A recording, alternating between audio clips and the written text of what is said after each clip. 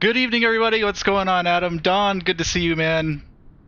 What variant of the CRJ today? Will be in the 700. I don't believe Jazz flies a 700. I think they fly 900s. But this is all we've got. I've got the 550 and the 700. I'll decide later if I want to upgrade to the 900 add-on from Aerosoft. So today we're operating as a Jazz Flight 8491 from Calgary down to Victoria. Tonight's TPC flying Thursday, featuring Wait, no, we're not going from Calgary, are we? I don't know too much about Canada. Yeah, we're starting off at Calgary and going down to Victoria. So it's going to be about an hour and 20-minute ride. We'll start our official brief here in about a minute or so. Give everybody a chance to get here. So yeah, CRJ, just bought it yesterday. I've mentioned before on the stream that I won a $50 gift card on Sheed's live stream one night a couple weeks ago. Sheed, if you guys don't know who that is, he's a Boston Center controller on VATSIM. He's got a pretty big successful Twitch channel, and he does like 8 to 10 hour streams sometimes, just non-stop controlling the Boston area. So shout out to Sheed. Thank you, Sheed. I appreciate it, man. And if you haven't followed Sheed yet, go make sure you follow him on Twitch.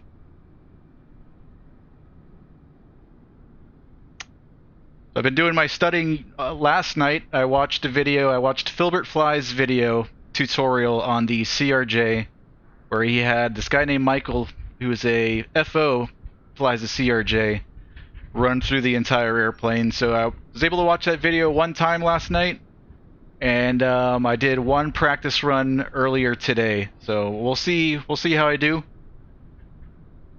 As far as ATC, I think we did have Edmonton online not too long ago, but it looks like he just signed off. So we might not have ATC out of Calgary, but I think we should have ATC down in Victoria later this evening.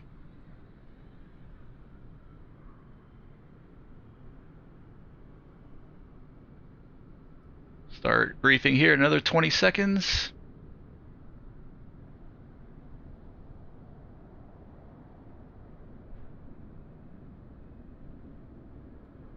Let's go inside.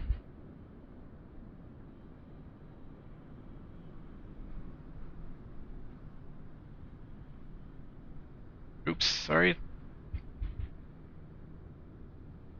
Let's walk through the airplane real quick. Like I said, this is the 700. The 700 and 550, I think it's the same exact airplane. The 550 is a newer configuration with less seats. I think the 700 seats about 70, and the 550, I think they took some seats out. It's about somewhere around 50 people.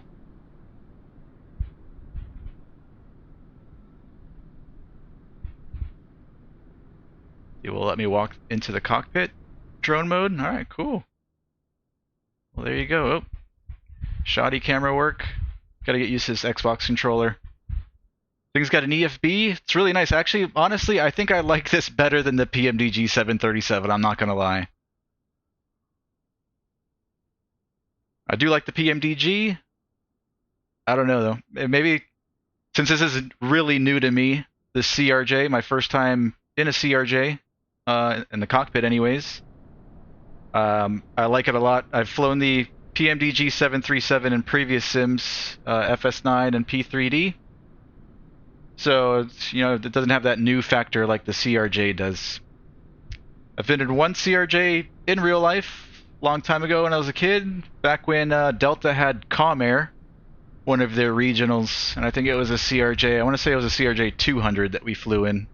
Can't remember where, but I remember my dad saying, because we were used to flying in bigger airliners like 737s, 767s, and such, and my dad was like, "Oh, we're going in something that's more like a private jet, and they're new, and they were brand new back then, the CRJs." He's like, "They're real quiet, and it's like a private jet." I thought it was kind of cool. All right, let's start briefing.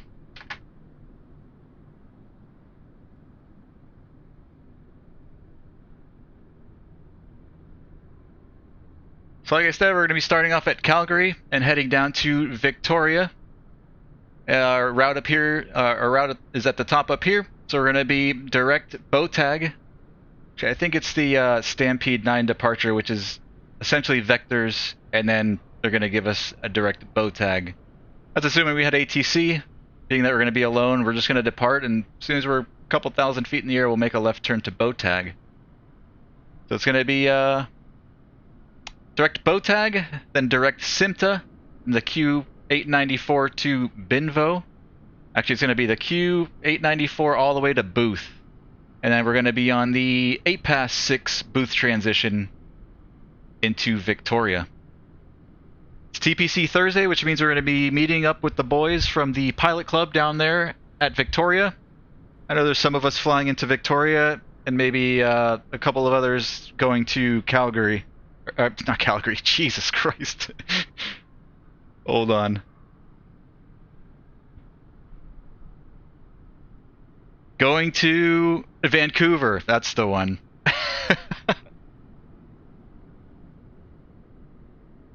So some of us are going into Vancouver, some of us are going into Victoria, which is a little bit south of Vancouver. As you can see here, there's some weather moving through the area. Lots of rain in the Vancouver area. And we've got an icing Sigmet just south of Victoria. Moderate ice between freezing level and flight level 200. Freezing levels 8,000 to 12,000. So moderate ice and rain, so we'll be on the lookout for that. Take a look at the weather over here at at Calgary. Winds are currently 310 at 9, gusting 15. Winds are variable between 250 and 360. We've got 35 statute miles visibility. First time I've seen that. Few clouds at 9,000, few clouds at 18. Broken at 23,000, temp 20, dew point -5, altimeter 2984. Couple of remarks here too. Density altitude 5,100 feet. And I can't read the bit about contrails, but I could assume there's contrails in the area. Alright, down here at Victoria, winds are variable at 2 knots, 30 statute miles, broken at 6,200, broken at 9,000, overcast at 15, 15, 11, altimeter 2985. Density altitude 200 feet. I guess this is normal in the METARs up here in Canada, to include the density alt and then visibility as high as 30 statute miles. Usually up in the States, it's anything above 10 statute miles, they just list as 10. Or sometimes they don't put anything, which means unlimited. So yeah. Taking a look at our OFP. We've got a planned departure time of 23:45, so about 35 minutes from now, so we've got to get going. Should be arriving in Victoria at around 0122 Zulu. Block fuel for this trip is going to be 8,263 pounds, or 8.2 tons. Reserves, we're going to have 1.4. Again, our route, direct BOTAG, direct SIMTA, Q894 to Booth, and then the 8-pass-6 into Victoria. We're going to have 67 people on board today, 1.8 tons of cargo, bags, and we're going up to flight level 340. It's going to be about an hour and 17 minutes. We've already briefed a little bit on the weather. We've covered all this. Our alternate for this leg is going to be Abbotsford, and winds over there right now are 190 at 4, varying between 130 to 220, 30 statute miles, light rain showers. We've got few clouds 5,500, scattered 7,500, broken at 10, overcast at 13, 1910, altimeter 2984.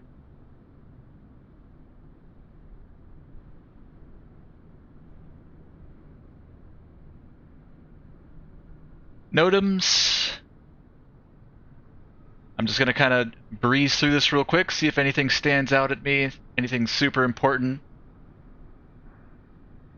If I spot anything, I'll let you know.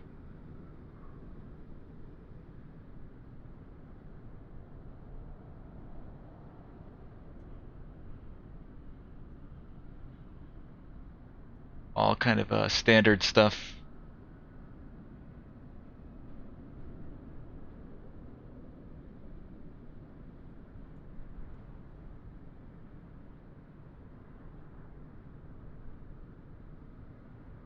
Alrighty, we're ready. Let's jump in the airplane and do our safety check. Then we'll get set up, do our walk around, and then we'll be out of here.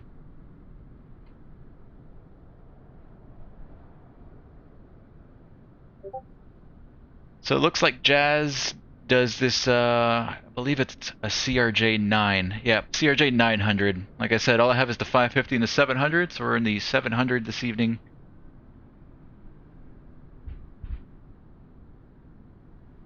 Let's hop inside.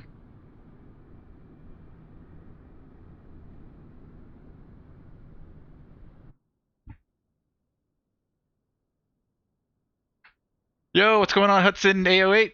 How you doing, man? Hope you have your cowboy hat for Calgary. 700's the best version, says Don. Adam. They ripped off the old MD-80 design and downsized it.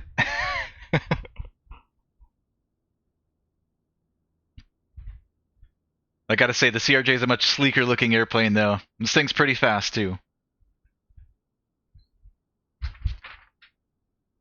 Alrighty, safety check. Circuit breakers.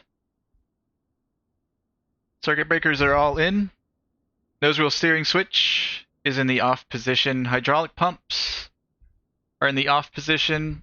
Landing gear lever is down. Flight spoiler lever is retracted. Slats flaps lever is all the way up and retracted. Radar switches are right here and they are off both sides. 80G manual release is stowed. That's this little guy right here. It should sit flush against the pedestal there. Emergency flap switch on normal. This one over here. Battery master switch is going to be coming on. And we can start up our APU. Let's check our battery voltage. So we're going to go to our electrical page. It's hard to see with the glare. I want to say it's this one.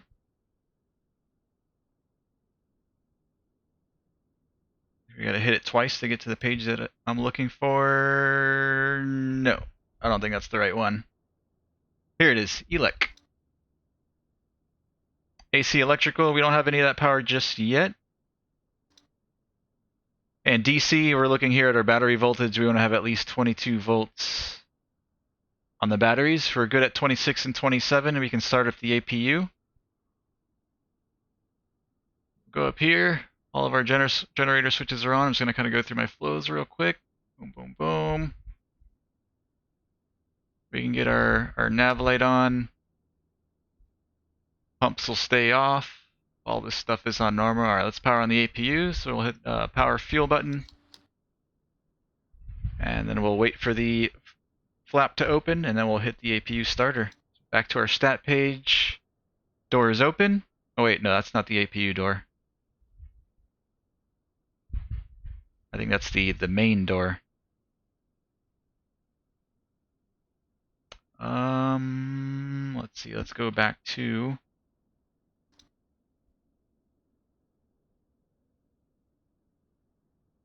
I know it should say a message somewhere that the APU flap is open.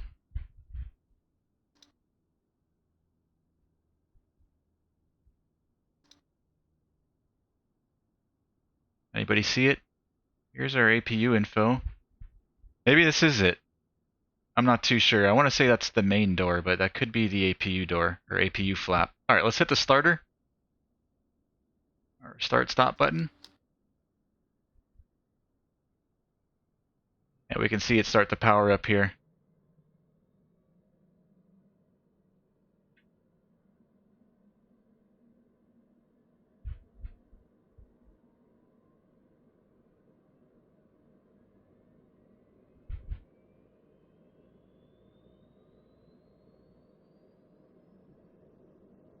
There we go, some power to the airplane. APU's 100%. EGT looks normal.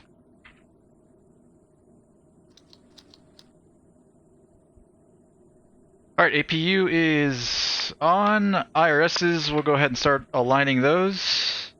So down here, these two bottom switches will switch over to nav. Emergency equipment is checked in on board. Gear and safety bins are on board. Airplane documents are on board. Let me go ahead and file my flight plan on VATSIM.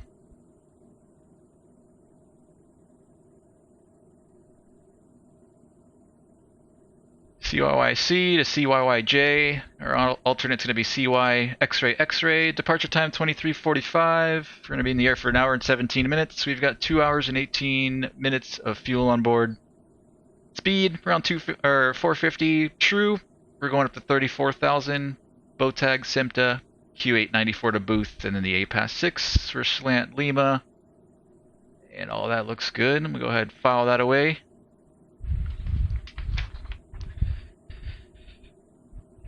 Alright, hydraulic pumps. Alright, it says hydraulic 3A pump. I'm still not too familiar with that just yet. I'm going to keep them all off for now. And FMS initialization. We can start programming our FMS down here. Pretty freaking cool, compilation kid.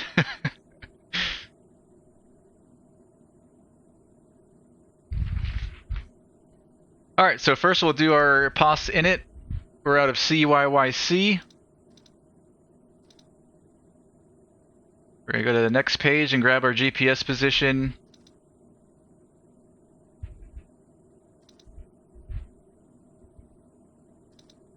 And put it in down here. That's going to let the FMS know where we're at currently on the airport.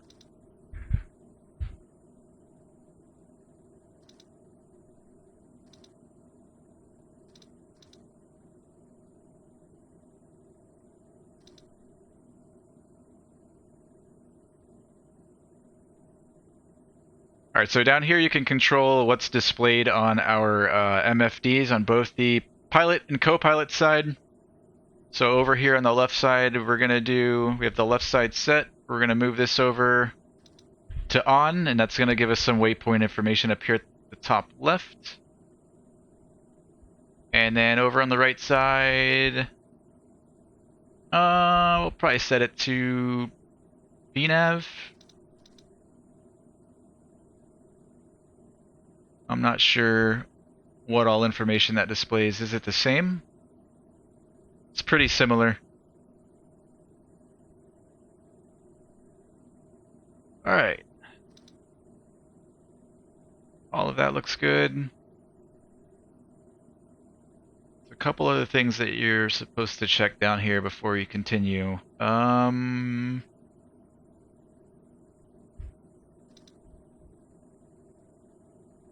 go back to our index page. Okay, here we go.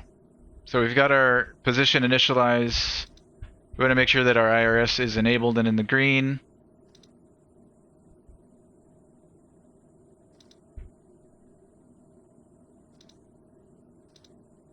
And GNSS is enabled and in the green. Alright, from there we can start plugging in our route. So we're going to be going CYYC to CYYJ.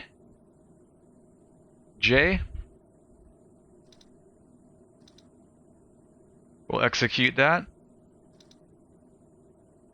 And then our departure arrival page. I guess we can put in the Stampede 9. BOTAG transition.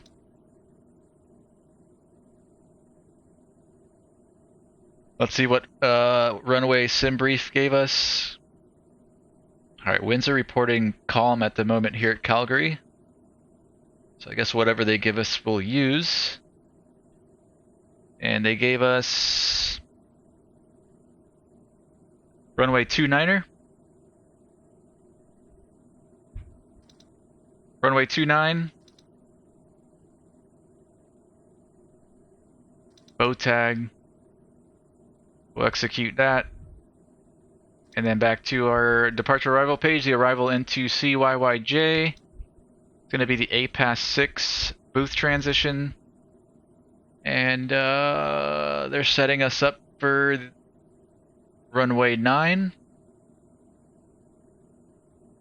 Winds over there 120 so runway 9 works. I'm going to go ahead and put in the ILS 9 for now, and if that changes, we can always go in and change it. So APAS 6 booth transition, we're going to be on the ILS 9 vectors execute.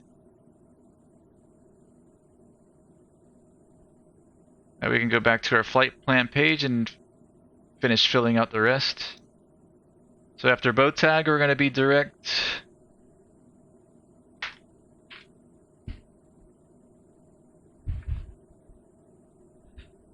BOTAG, direct SIMTA.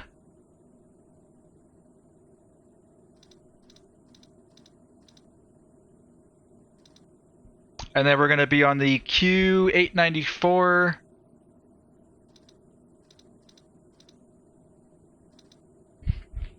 All the way to booth.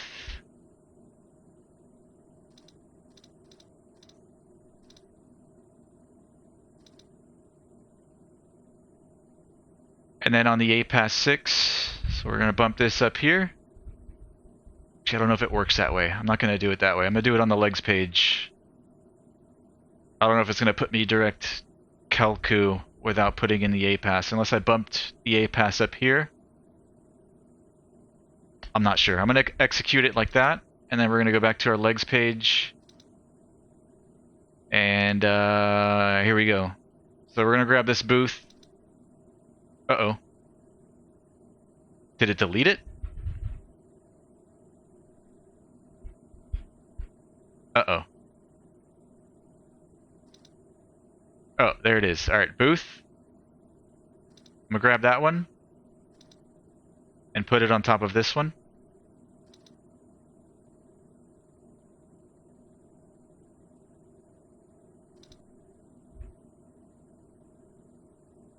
That looks good. All the way down to we'll receive vectors and then begin the ILS for runway 9. Okay, let's execute that.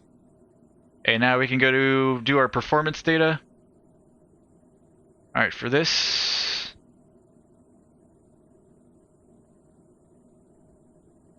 we're going to jump over here to our EFB.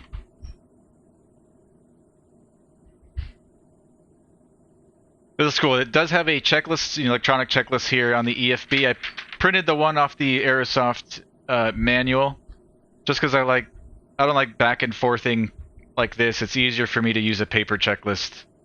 But it's really cool that they do have the full checklist here in the EFB. So we've got checklists, performance here. This is where we're going to change a few things. Passengers.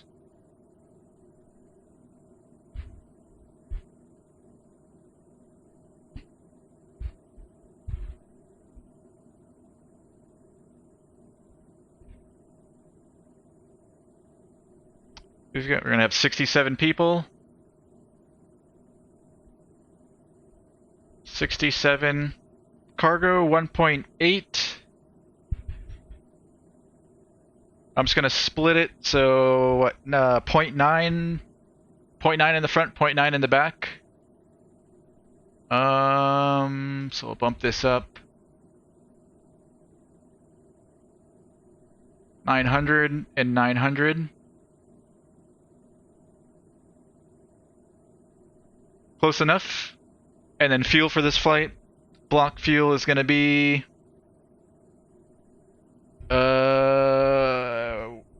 where is it? Is it 8.3?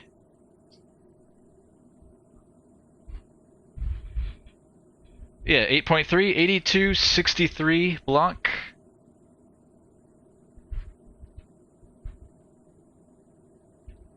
$82.63. We'll leave $83.25, just a little bit extra. So all that looks good. We're going to set payload and simulator down here. And that's going to load the airplane in the sim. And then fuel as well. That's going to send our fuel and weight information over to our FMS. I'm going to do all of these.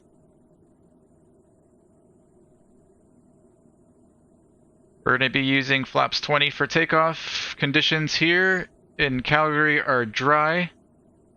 And then here's all of our V-speeds. We're going to hit set all, and that should send our V-speeds over here to our MFD. Normally you just input these by yourself. I think it's over here on the left side, this knob and this button. You'd push this button and it'll cycle through the V-speeds, and then you turn the knobs and put them all in yourself. Aerosoft's EFB makes it quite a bit simpler to load. I like this a lot. Alright, so we've got all that set. Door's gonna stay open for now.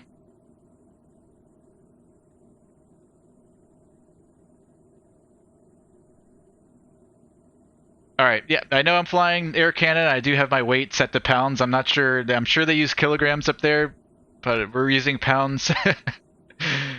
Barometer units, I do have it set to HPA. Okay, good. It did it this time. When I flew it, when I tried it out earlier today, it was still showing these units, inches of mercury. So good. We've got Q and H down there. All right. I'm just going to leave that page up. Oh, we'll leave this page up so I don't forget to close the doors. Alrighty. So if we go down here to our performance, so everything transferred over from the EFB, our weights, our packs, cargo, and fuel, all looks good. We're going to be going up to 34,000.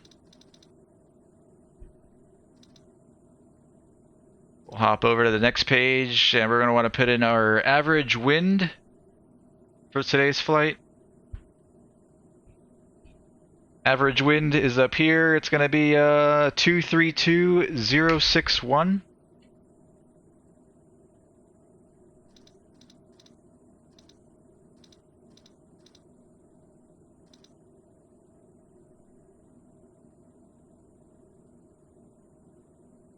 Okay. Reserves are in there already. Taxi fuel 220. Let me just verify that that is right. Taxi fuel.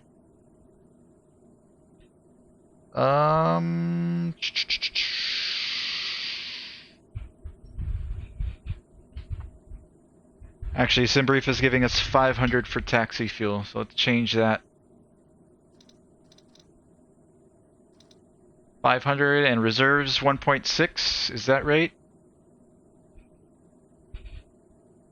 1.4, 1402.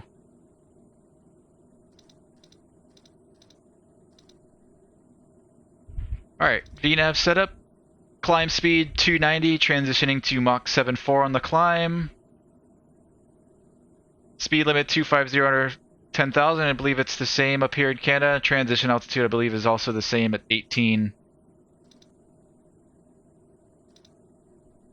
Alright, I think we're all good down here. We've got our route set, performance data. We'll go back to our checklist. Alright, let me try and see if I remember these flows first, and then we'll back it up with the checklist afterwards. So I'm just going to start here with the left panel on the overhead, just work my way down. Batteries on. All these are on auto. That just stays like that in this airplane. Alright, fire detection, FireX monitor. We're going to push and hold that. We should see some lights come on down here. I don't know if I'll be able to show you guys both at the same time. Yeah. There we go. And then we can clear that master caution. Hydraulic shutoff valves are on. In this airplane, if everything is black, that's good. So everything black is on. Moving down to our lights, we've got our nav light on. The rest of the lights can stay off for now. Up here, fuel pumps are going to stay off for now. We'll get those on our before start checklist. Bleed air, normal, auto. ISO stays closed, and our bleed source will keep both engines. APUs powered. This is for when we start the engines, our ignition, and engine starters. Hydraulic pumps are off. Up here, cabin press. I'm not too sure about this, honestly. Manual rate. I know landing elevation, you turn this knob and you can set the landing elevation here for the pressurization system. I'm not sure how to set, or if you need to set, the cruise altitude, or if it's just all done automatically. That I am not too sure about.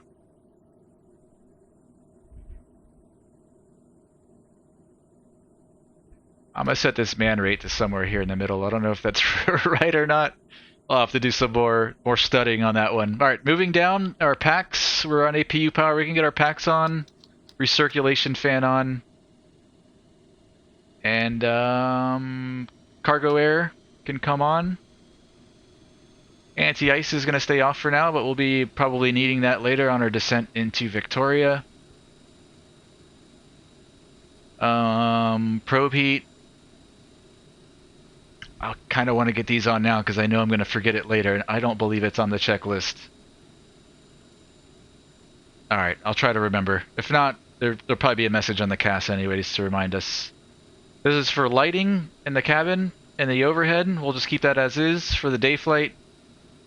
Non-smoking sign will get on. Seatbelts can stay off for now, and we'll get those on when we push. Emergency lights. We'll arm. Our ELT is armed.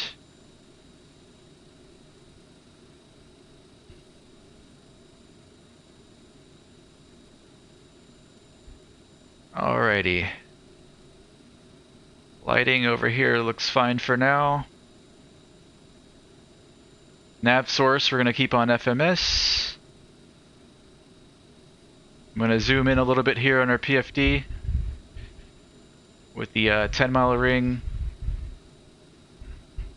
Let me go ahead and set the local altimeter. I'm just going to hit the B key, but you would turn this knob to set the altimeter. I'm going to cheat.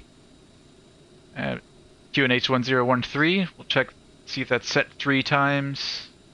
Good. Our cockpit voice recorder, we'll test that, so hold for 5 seconds. I think we should see a green light. There we go. Moving down to our center pedestal, or upper pedestal, just moving down, all this stuff is on. Not sure what this one, not sure what any of these do. I know black is good on the buttons. This bottom's over BTMS overheat warn reset. I'm not going to touch it. Anti-skid, we can test that by turning off our parking brake. And then flipping that switch, I think, to the off position, and then we'll get a message up here. Anti-skid, you get the 2 messages, and then that can come back on to armed. These messages disappear, and then our parking brake can come back on. Continuing down, we'll do these main landing gear bay overheat tests. Gear bay overheat.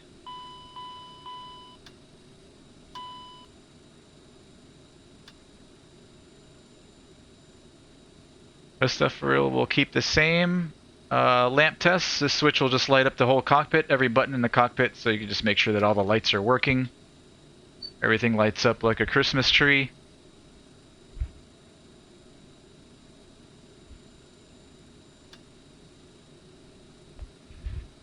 And I guess these are just to light up the pedestal. You can brighten or dim them, or maybe that brightens or dims these screens. I'm not sure, it might need to be nighttime for you to notice a difference on that. Ground proximity warnings is all on, and I'm not sure what this is. Alright, pitch and roll. I know these things are supposed to be in and locked. They're sitting flush, that looks good. That's set to auto. Thrust reversers will arm.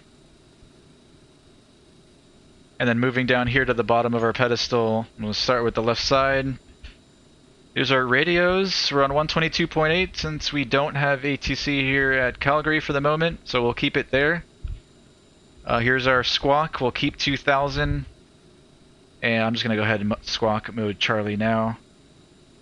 And that's done by turning this little switch either to the left or right. And then that should turn green. Good. Here's the volumes for all of our radios and such. Radar is going to stay off for now. Our stab trim. I think we push these.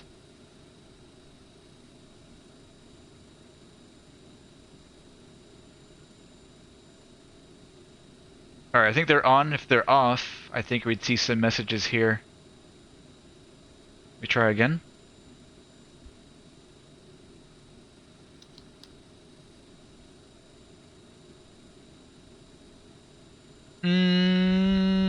I don't see anything.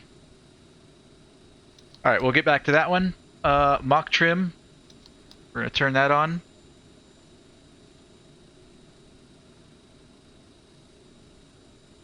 IRS is aligned. Here in our center panel. Flight deck door.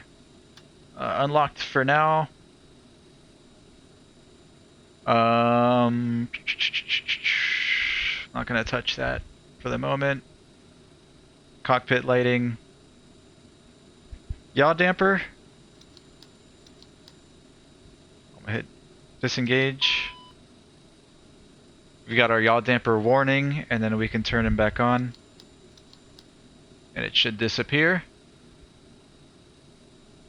What are these guys here? Not too sure, but they're all on normal, so I'm gonna keep them there. And then over on the right side, same thing. All of that looks good. And then back here, everything is set to where it needs to be. Alright, back to our checklist. Originating check. Okay, crew oxygen and mass. Good on the left side, right side. Is checked. Audio warning panel, I'm not sure what that is. Electrical power panel has already been checked. Fire detection 5x monitor test has already been completed. External lights panel. Everything's good for now with just our nav light. Fuel panel, pumps are off for now. We'll get those on when we start. Bleed air has already been checked. APU's checked. Start panels checked. Hydraulics. I'm gonna go ahead and turn those on now, or to auto.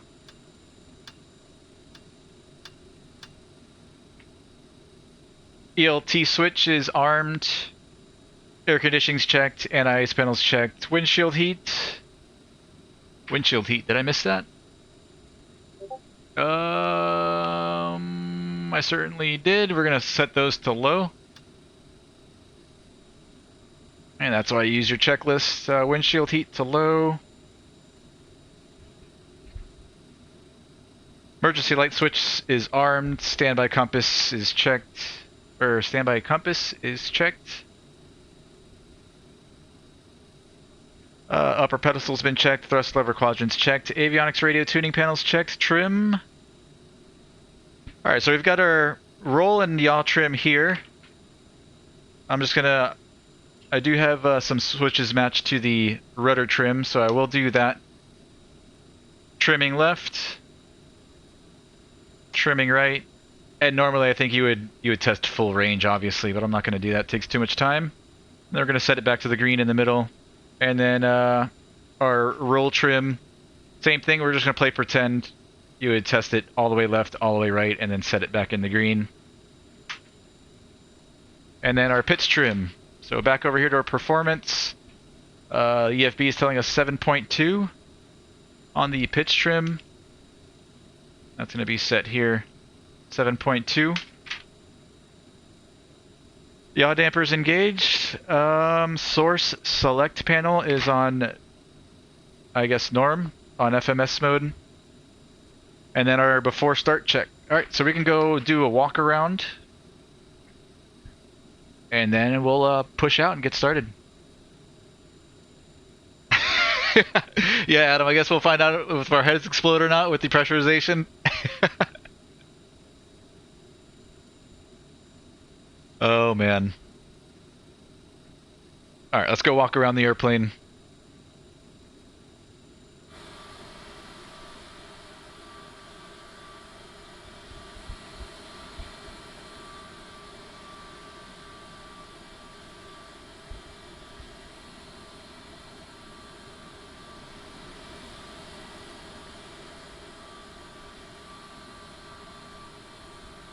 Alright. Just your typical walk around. I'm not going to explain too much. I don't know exactly where everything is, but we're just going to walk around the airplane and make sure that everything looks normal. All of our ports and probes and everything are clear. There's no covers on. All of our doors are closed and all that good stuff.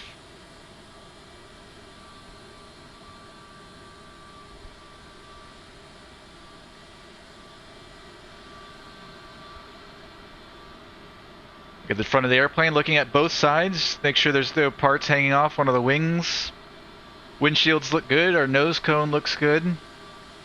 Take a look at our nose gear, all the linkages. Lights, I probably should have turned those on for our walk around too. I'm not going to bother going back in the cockpit. Tires and brakes, there's nothing leaking. Over here, our probes, once again, are all clear and no covers. All of our little doors are closed and latched. Right side door is closed. All these little ports are clear. Bottom of the airplane, all of our little antennas are all in place.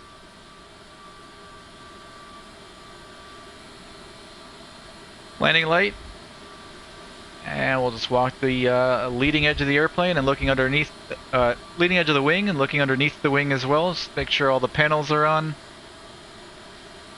Everything looks to be in good condition. Wingtip, static wicks. How are we doing on time? Oh, yeah, we're going to be late, as usual. Supposed to be taking off in 2 minutes. Aileron flaps.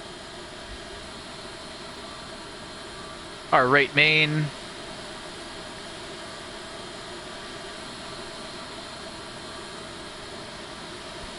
Looks good.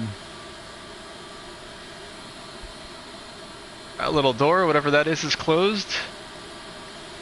Our antennas and things are good. Taking a look at our engine cowling.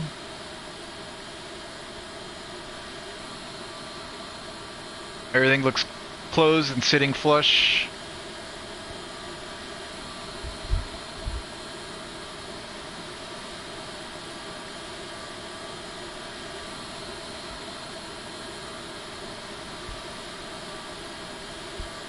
Our horizontal stabilizer looks good. And then the same thing over here on the left side. Our anti-skid looks fine. All of our vents are clear and there's no covers on them. Our baggage door is closed and locked. Engine cowling.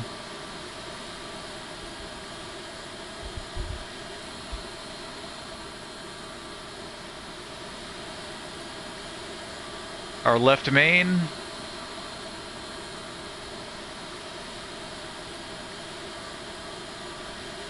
Looks good. Our flaps.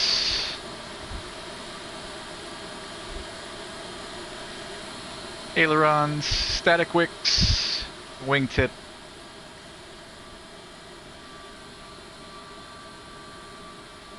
Light, leading edge, and underneath the wing. Everything looks good. Landing light.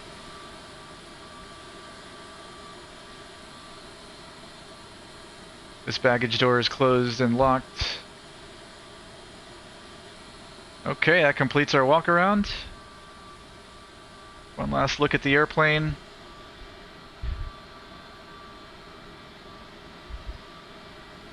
Alrighty, let's get back in.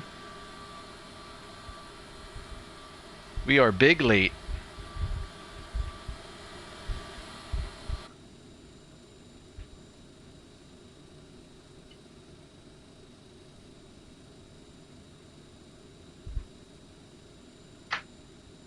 Okie dokes.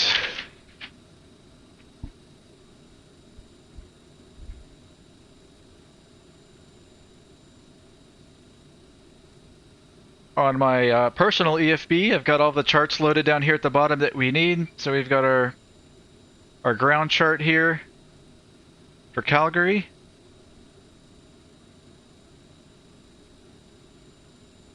Here we are, we're parked at gate B, I think it was B34 I want to say.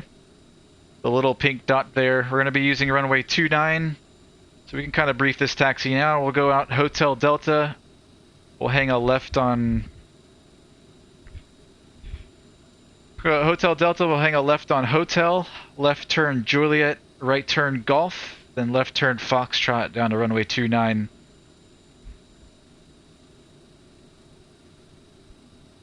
We're going to be on the Stampede 9 departure, so we're going to be heading 285, and then we'll vector ourselves direct to BOTAG afterwards.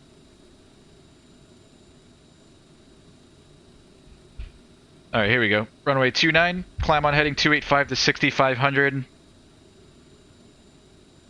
Climb to and maintain 7000 for vectors to assign a route or depicted fix. So 285 to 7000, left turn BOTAG. And then into Victoria, I've got the APAS 9 chart on board. We'll brief that later. And I also have the ILS 9 and ILS 27, and then our ground charts for Victoria. We land runway 9, it's going to be a right turn off. 27 will be a left turn off. Terminal is located at the south end of the field. Again, something that we'll brief en route. Alright, so let's get our ground chart back up here.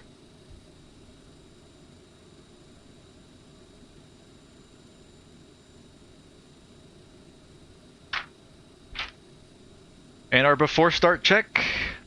Pass signs are coming on.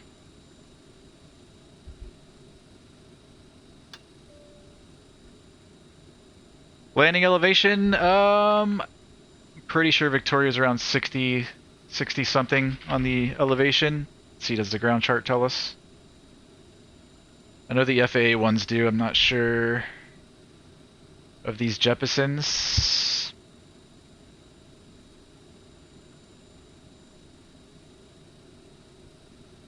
Oh, this is not the right chart. This is the one that we're looking for. Or we can see here off the end of runway 9, elevation 53, 63, and 14. So about 50, 60 feet.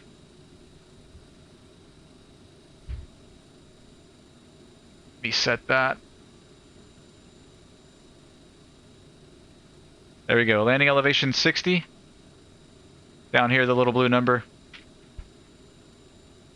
Landing elevation is set, altimeters are set. 3 times, FMS is checked and set, IRSs are aligned, radios and nav aids are set, and our takeoff briefing, we just did that. Alright, clear the start check. Personal electronic devices off, APU's on, electrics have already been checked. Takeoff data has already been set. Doors closed and locked, so we'll do that. We'll close the doors and get rid of our chocks. Pax door. Close. Captain, the cabin is secure. All passengers are aboard. Everything's closed in a way as far as ground service. Wheel chocks. We're going to remove those and we'll get our parking brake. Parking brake's already on. Alright. Takeoff data. Doors closed and locked. Beacon lights coming on. Fuel pumps and fuel quantity. Alright, beacon light. And pumps. Fuel is verified 8.2. Hydraulic pumps are on and on auto. Parking brake off. And then we are ready to push. We'll be using a pushback helper app for our push. I don't think you guys will be able to see this on your screen. You might on the bottom right of the screen. Maybe not though. Alright, connect the tug.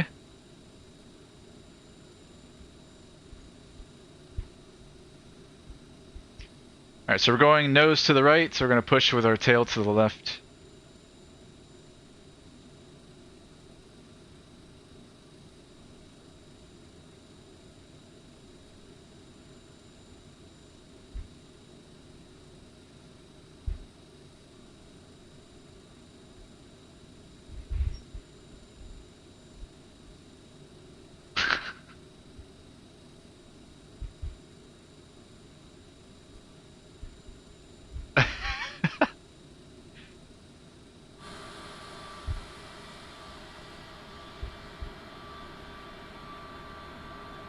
Alright, he just gave us the hand signals are ready to go, so we're going to start pushing.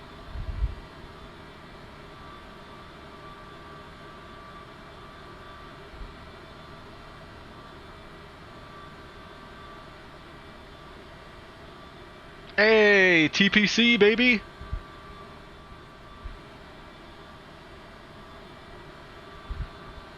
Alright, let's speed it up a little bit. Are we pushing? Oh, you know what it is? I know what it is. It's our parking brake.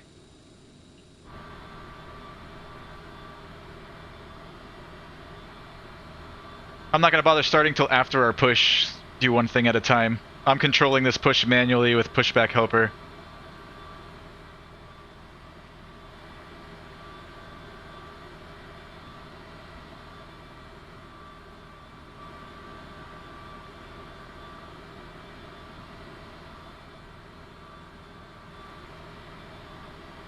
I'll try to push it back over here somewhere on the yellow line.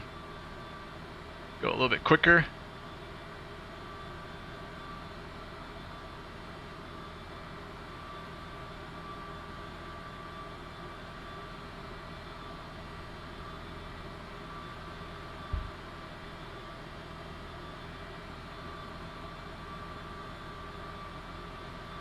Ten minutes late so far.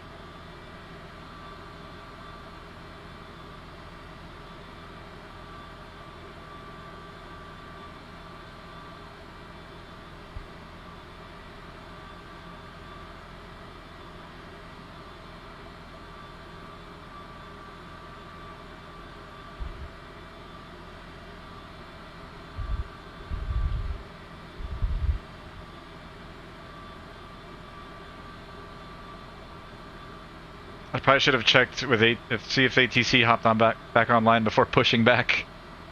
Take a look at that now. No. Edmonton's not online, so alright.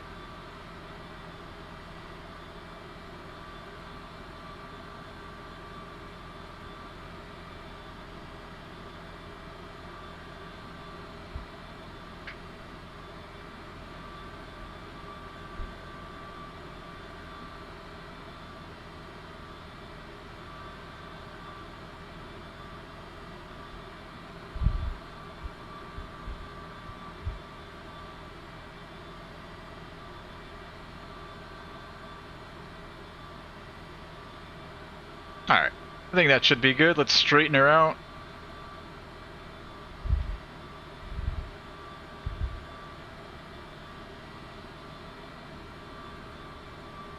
Parking brake, I'm setting through the app, and we can release the tug.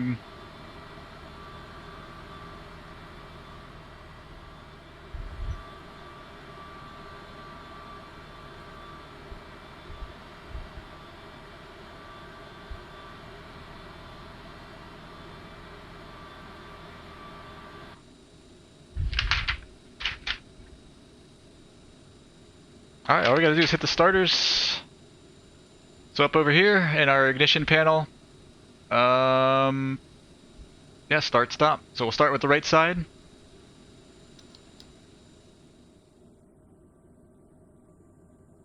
N2 at around 20%, we'll introduce fuel.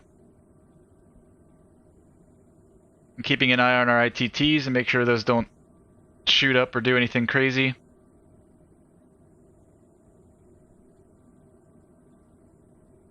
Alright, 20%. So we're going to hit this little red switch and then move the throttle up into the idle position.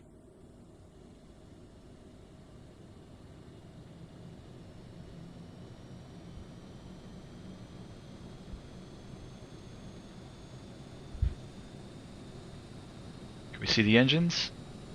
Not quite.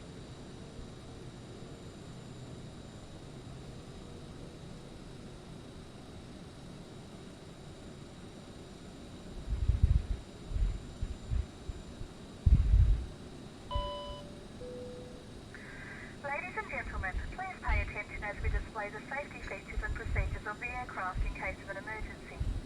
During an emergency, please remain in your seats with your seatbelts. Alright, that looks like a good start on the right side, left side. In case of a drop in cabin pressure, breathing masks will drop from the ceiling and should be placed over your head. If And there is two. smoke in the cabin during the evacuation of the aircraft, the walkway emergency lights will display to the exits, which are located here and here. In case of an extreme emergency landing, you will be instructed to get into the brace position, which is executed by placing your head between your knees with 20%? your hands over your head. We would also like to remind you that you should turn off all electronic devices.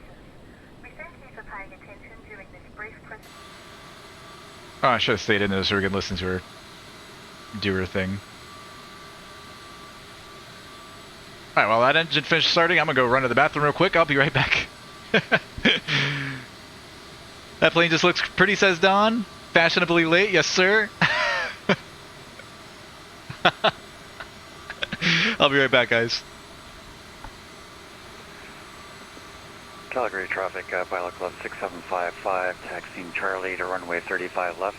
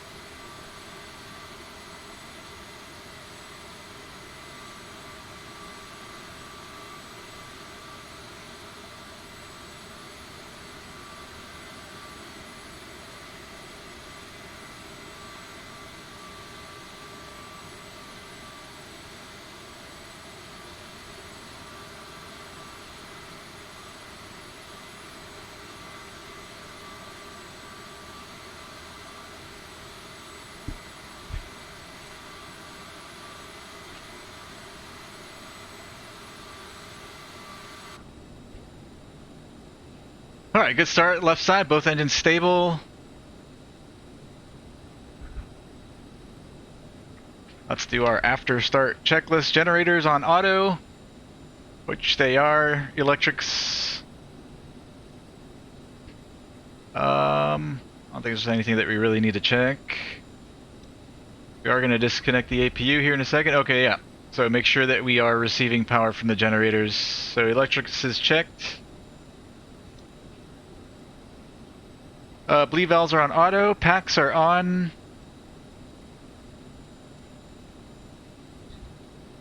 APU, we'll turn that off. Anti-ice we don't need for our departure, but we will need later, and our nose wheel steering will arm that. Taxi check, flaps. Let's go ahead and set flaps 20 for takeoff. And we're indicating flight controls. We do have a flight control page over here on the right side. Aileron left, aileron right, elevator up, elevator down, rudder left, rudder right.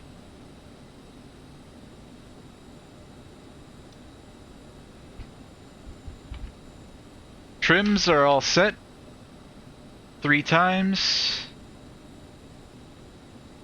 Thrust reversers are armed. Flight instruments are checked. And brake temp is checked.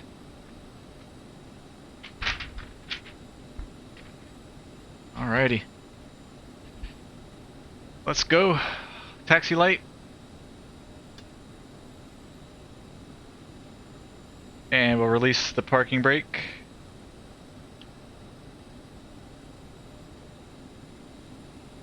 Clear left, clear right.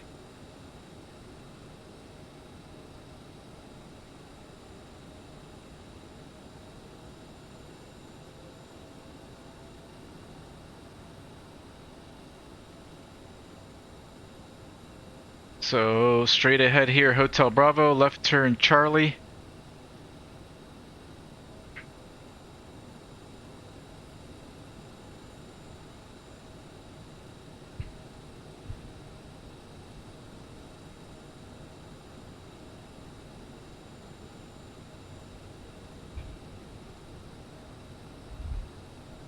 No, we're gonna go left turn Hotel. Left turn Hotel, then left turn Juliet.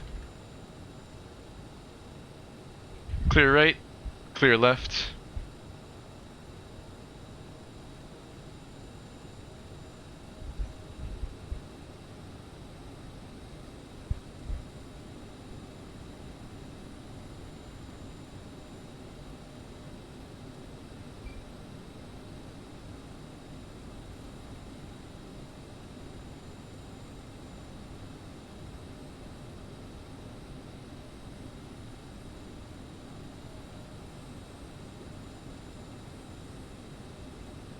I do have real world weather set. I do have the time set back a few hours. I want to be flying at night on my first flight in this thing. Technically second flight, but still, brand new.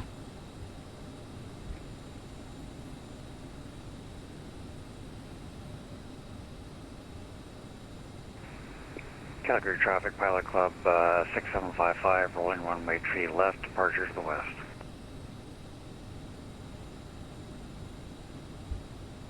Should be seeing him take off here on our right.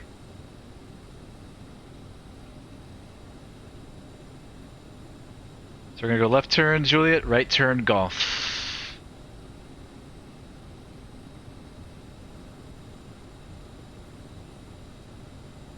Here, let's stop here for a second and watch him take off.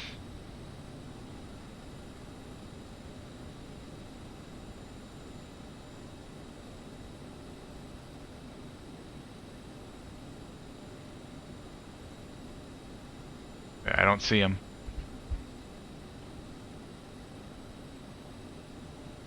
You said 3-5 left, right? Okay, I see him. That's as far as I can zoom in.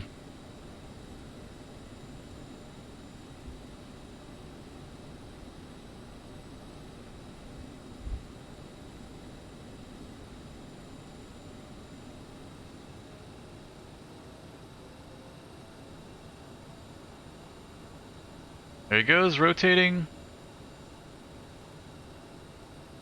Nice, with the city in the backdrop. Sweet! Screenshot.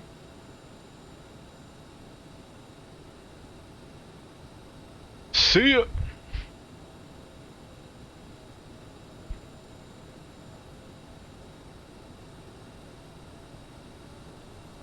Clear right, clear left,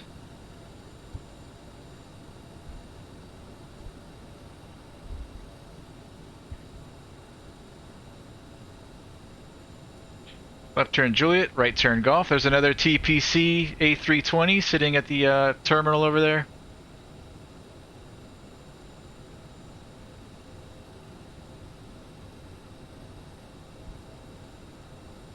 I'm glad I'm not the only one who chose Calgary to depart out of today. It's a fly-in event, so we all come from different places. It's good to see some of the boys over here. Alright, so straight ahead here on Golf, it's going to be a left turn Fox, and then all the way down to runway 29.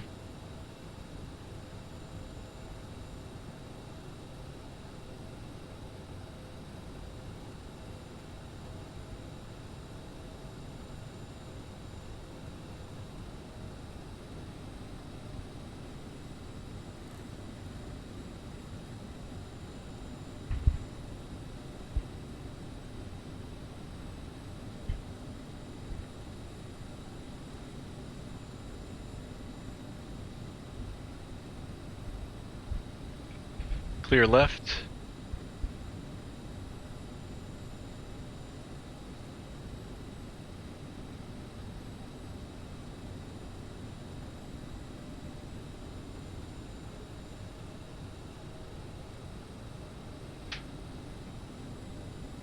For takeoff lights and strobes.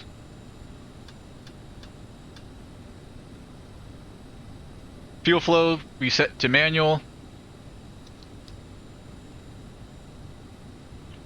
Flight attendant, seats for departure, please. Transponder and TCAS is on.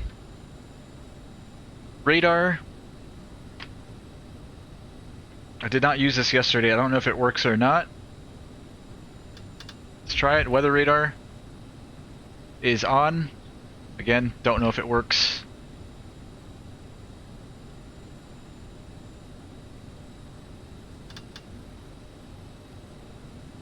And CAS, which is our messages up here. Takeoff config OK, reversers are armed, manual crossflow, seatbelts, and no smoking signs are on. Everything looks good on the CAS.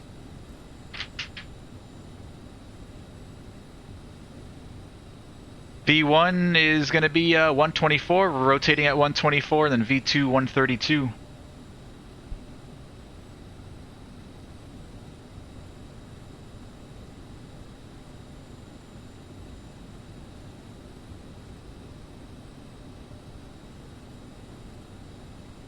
Calgary traffic, Jazz 8491's a CRJ, taking off runway 29er, left turn out to the west, Calgary. Ladies and gentlemen, the captain has advised that we are now cleared for takeoff.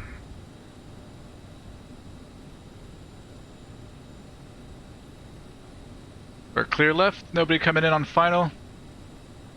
We're clear right down the runway.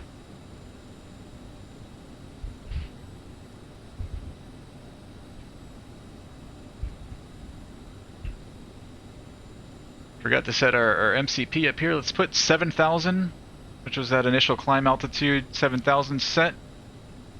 And then we'll bug in our runway heading as well. I think it was, what, 285?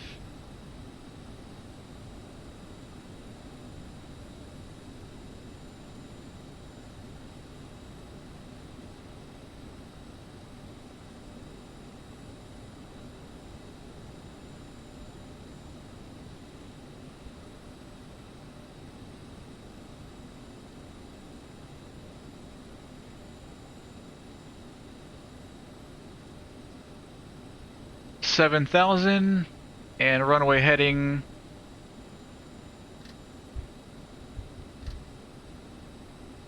285 is set.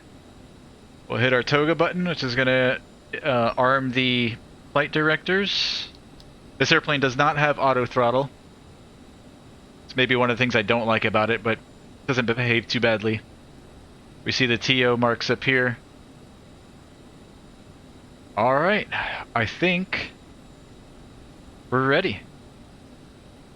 Any last words? Let's go. On the brakes, we're going to throttle up to, I don't know, 40 or 50%.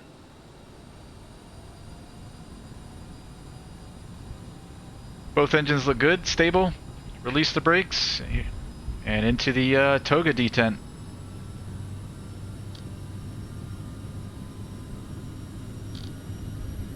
Power set. Airspeed's alive.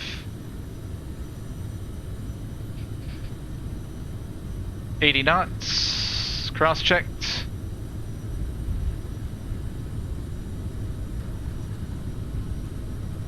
V1. Rotate.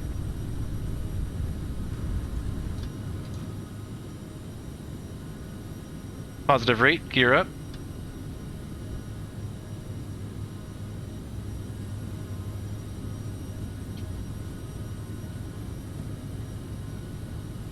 So runway heading at the 7,000, then we'll go left turn to BOTAG.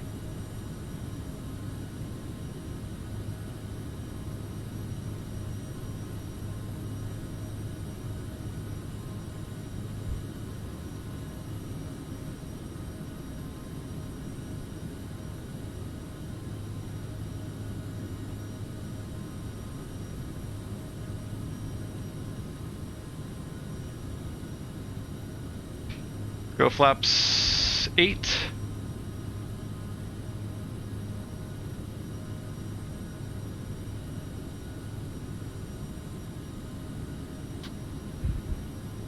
And I think that's what, flaps 5 or flaps up?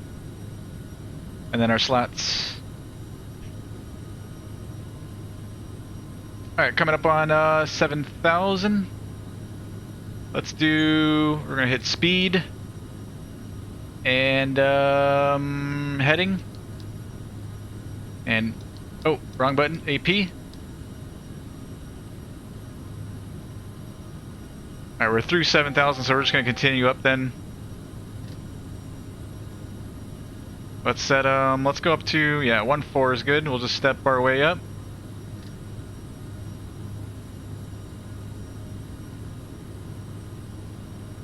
And power goes into climb. 250. Alright, let's go left turn direct BOTAG.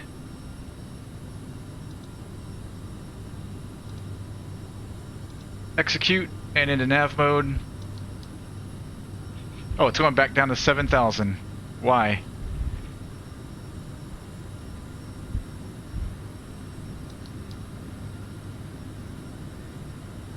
And we're way over speed.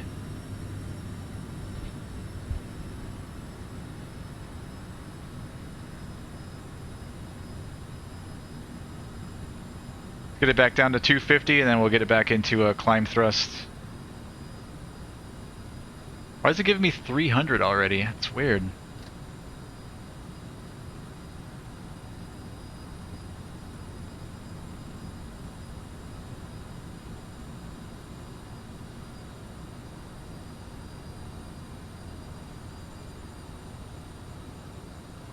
I'm gonna get it back down to 250.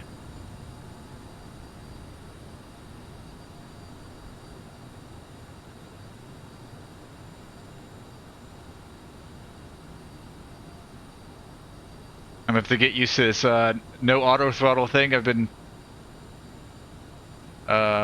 what'd you call it? Pampered with the PMDG. Alright, 250. We've got 14 set up there. Why is she not climbing? Speed mode should work as kind of like level change mode would in the other airplanes. Alright, let's go back into climb thrust and see what she does. Into the climb detent. Alright, there she goes. She should maintain 250, what I've got bugged down there.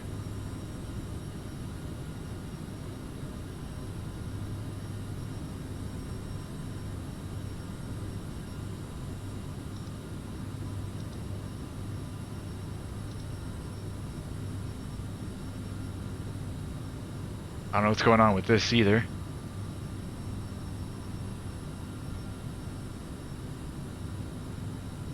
Alright, through 10,000 lights can come off. We get our pack signs off. Set to auto.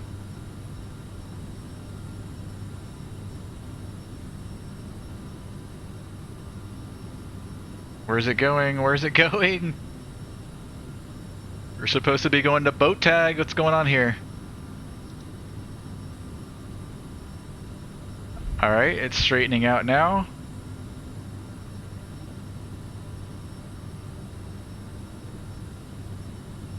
Wasn't this wonky the first time I flew it. Alright, we're through 10,000. We can speed up to 300 on the climb. 290, 300. And we're 1,000 to go to 14. Let's continue up to flight level 320.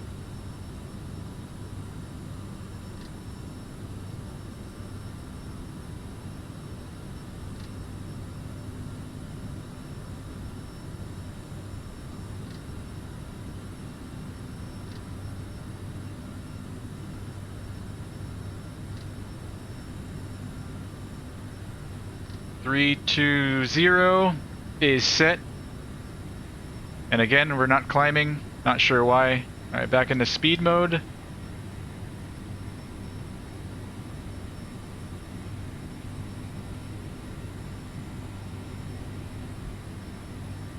Okay. Probably something I'm doing wrong. We're back on it. We're over BOTAG now. Now we're going to SIMTA. And we're climbing at 290. Climb check. Cross flow. Back to auto. Bleeds in APU. APU's off. We've got our engine bleeds on. Thrust reversers. We can turn those off. And our CAS. No messages on the CAS.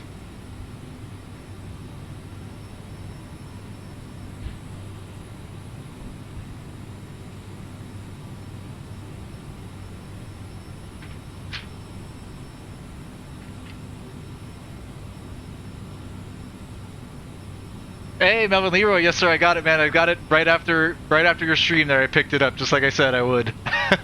Like I said, I was been wanting the CRJ for a really long time. I just hadn't heard too much feedback from it since it was brand new. Like I think it was like the first quote unquote airliner that was released for FS 2020. There was big hype about it a year and a half ago when it first came out. And then after that, I never heard anything about it again. So I've been asking around, you know, what everybody thinks, and I do hear good things about it, but not a lot of people are flying it. But if you tell me, Mr. Melvin Leroy, that it's good, then that just seals the deal for me. And I like it, man. I flew it yesterday offline, and I really do like it. I said at the beginning of this stream, I actually like it. I think I like it better than the PMDG 737.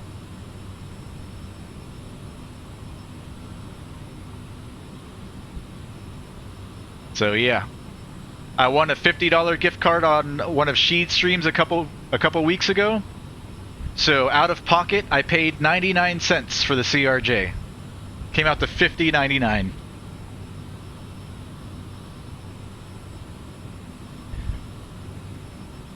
It's cool, man. I like it. I flew on one of these one time when I was a kid. I want to say it was a CRJ-700, but it was when when Delta had ComAir as one of their regionals. And I remember that day. I was telling everybody in the chat earlier that first time I flew on one of these. So my family had been going on vacations. We go on vacations maybe once every other year or so, and we'd airline out to wherever we're going. And we've flown in 737s, MD-80s, 767s, you name it. And this would have been the first like smaller regional airplane I would have flown on. And this was back when the CRJs were brand new. And my dad was like, he said that the plane that we're going to be flying on is kind of like a private jet. It's small and it's really quiet. And those words still stuck with me till this day. I'll never forget that. And that's my memory of flying in a CRJ as a kid with ComAir.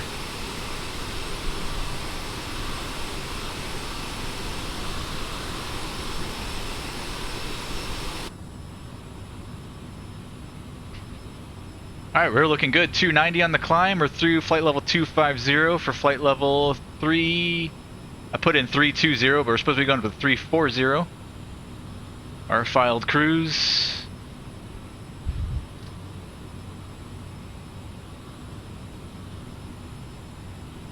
.340 is set. We can back out the range on our MFD.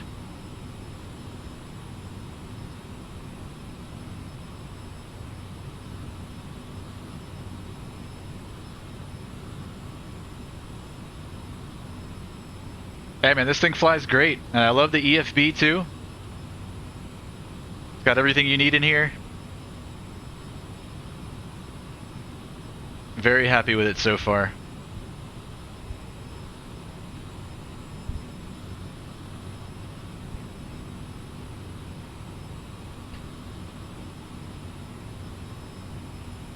One thing for sure, won't get a better plane for 99 cents.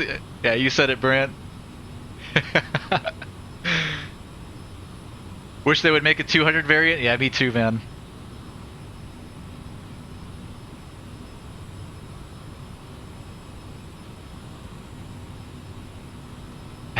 Cabin ceiling's low. I'm only 5'7", so it's not a problem for me.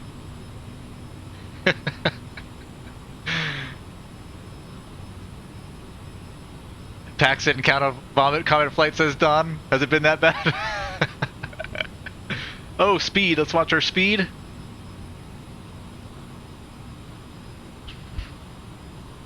Yeah, I've got to get used to the no auto throttle thing again. Coming from the CJ4, going to the PMDG, now I've kind of lost my, I'm not used to not having auto throttles anymore. And this should be over in Mach mode already. I'm not sure why it's not. We shouldn't be doing Mach 80 on the climb. That's a bit much. Let's switch it over to Mach. It's not switching, so I'm not sure. Let's back off the throttle, or no, we can't. Got to move that bug down a little bit. So let's move the bug down back to, I don't know, 290-ish indicated.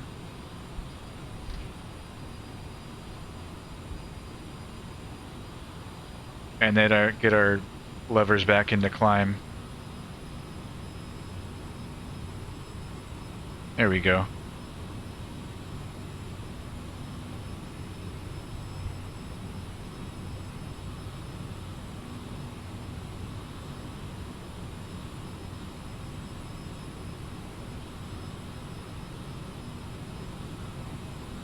Wow, look at that.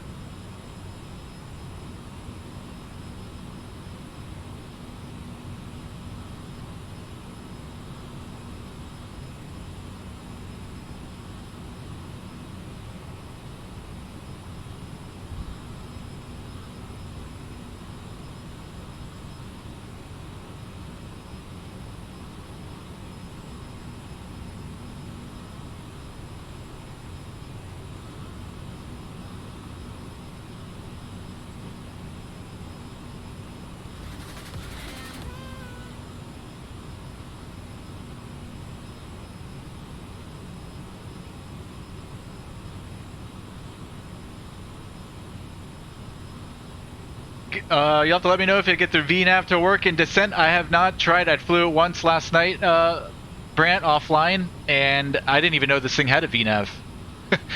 So last night I was studying. I used one tutorial. I used Filbert Fly's tutorial. He had a guy named Michael who's an FO flying CRJs and went through a complete flight. That's the only video I've watched.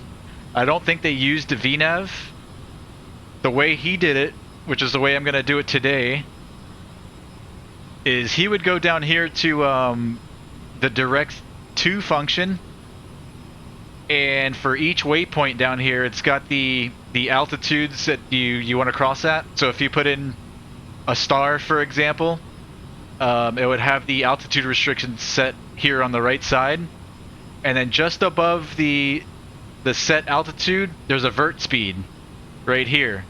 So if I wanted to cross lane at flight level 200 from this point, I would want to start my descent now at 300 feet per minute. So once we get to our first altitude restriction, which I think it is lane at flight level 200, once we get a bit closer, this number here, our vert speed should read, I don't know, somewhere between 2,000 and 300 feet per minute, and then that's when we'd begin our descent, and then we just VS it down with the autopilot. Alright, 1,000 feet to go. We're going to level off at flight level 340.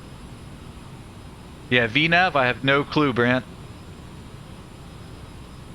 No idea. I've been using speed mode for the climb, And then on our descent, like I said, we're going to just use VS, and we're going to use whatever the numbers say down here in the FMS. Alright, you know what I don't think I did in our performance? I don't think I set our cruise speed. Somewhere around Mach 80 should be good. Let's go back over here to performance. VNav, that's our climb. Our cruise 300, let's put 0.80.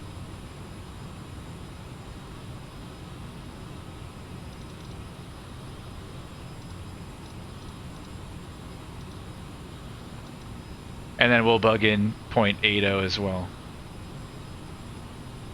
And we'll have to dial back the power just a hair.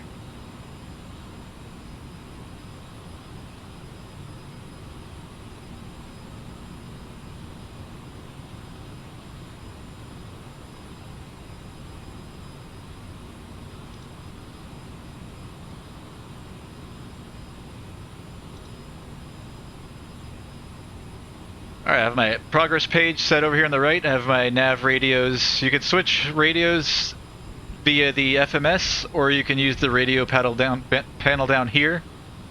I think I like this a little bit better. So I'm going to keep our radio page up here. And like I said, we have progress over here. We're 332 miles out of Victoria. About 56 minutes.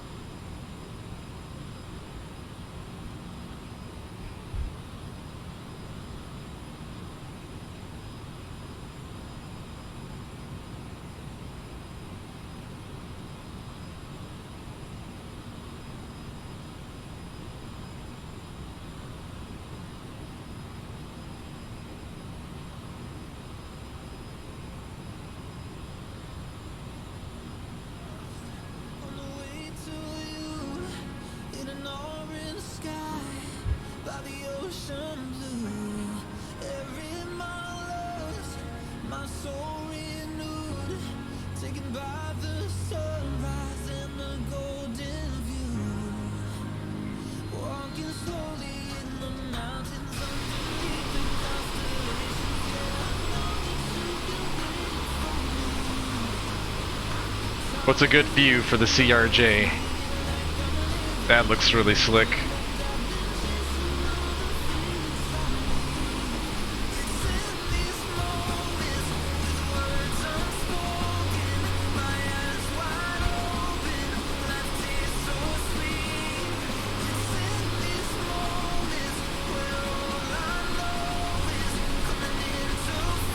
Brant, I think there's a way to do it, but I haven't found the right way yet.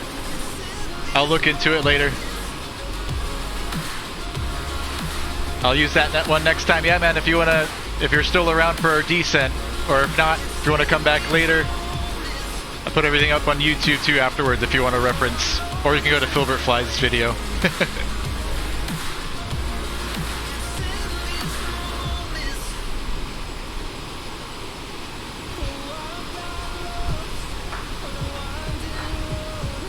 So yeah, go to that direct to page and you'll have some vertical speed numbers above the waypoints. And then you could just use VS on the autopilot and use that page on the FMS as a guide.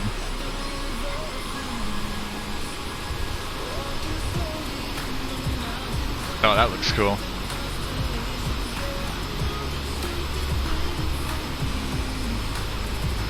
A little bit bumpy here over the mountains.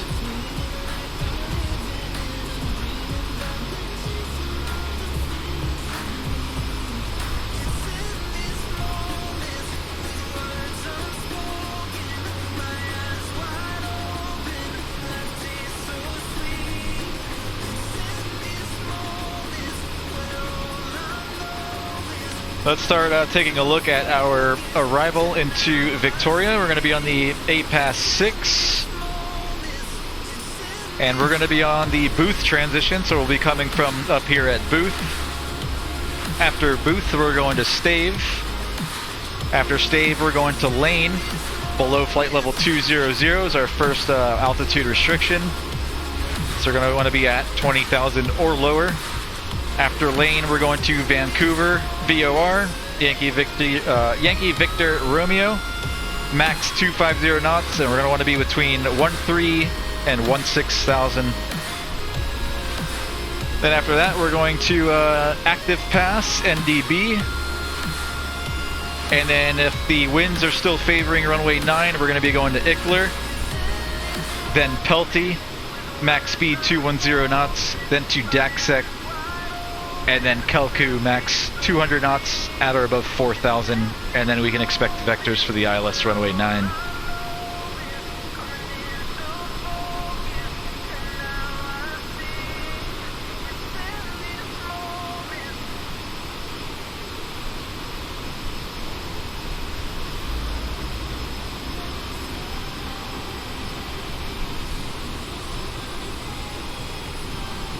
CRJ, baby.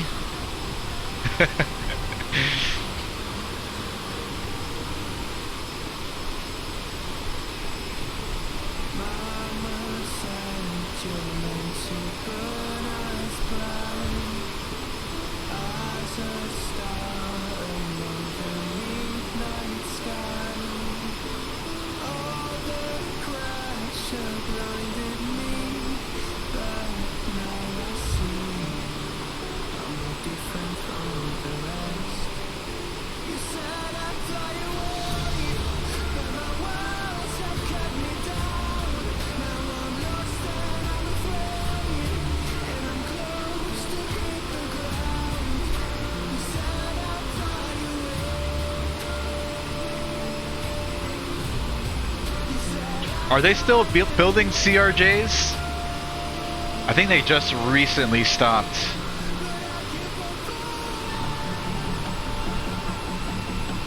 I hope they don't get phased out.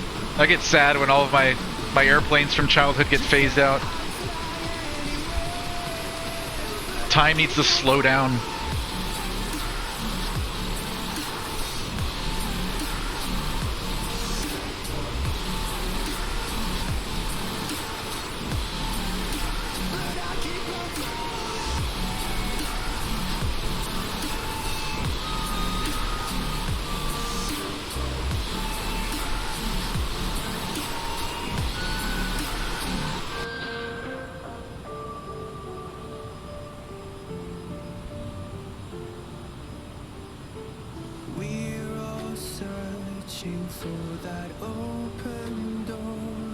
Adam says, looks like 2001 was the final delivery of the 900.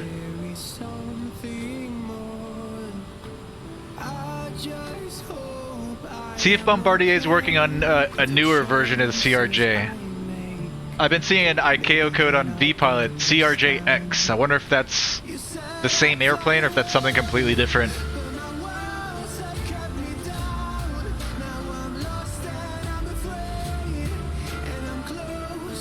That is pretty down there.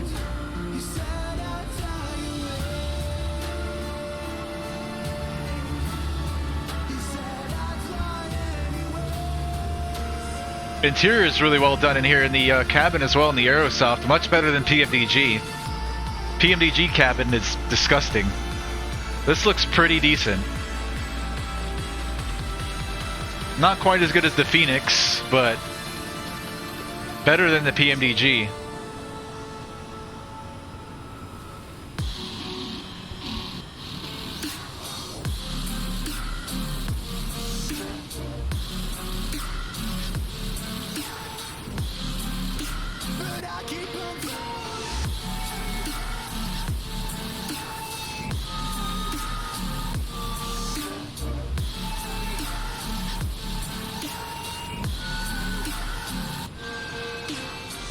Oh, we're holding speed pretty well. Not going to touch the throttles. We're at 84%, 84.9% N1. It's keeping us there at Mach 815-ish.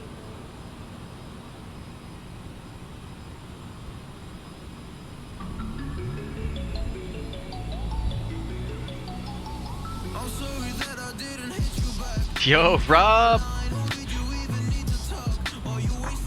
Is CRJ-900 still in production? We were just talking about this, Rob. Adam says 2001 was the final delivery of the 900. Oh, okay. Are you copying something off of Google? All right, I got you, man. All right, image results here, JX.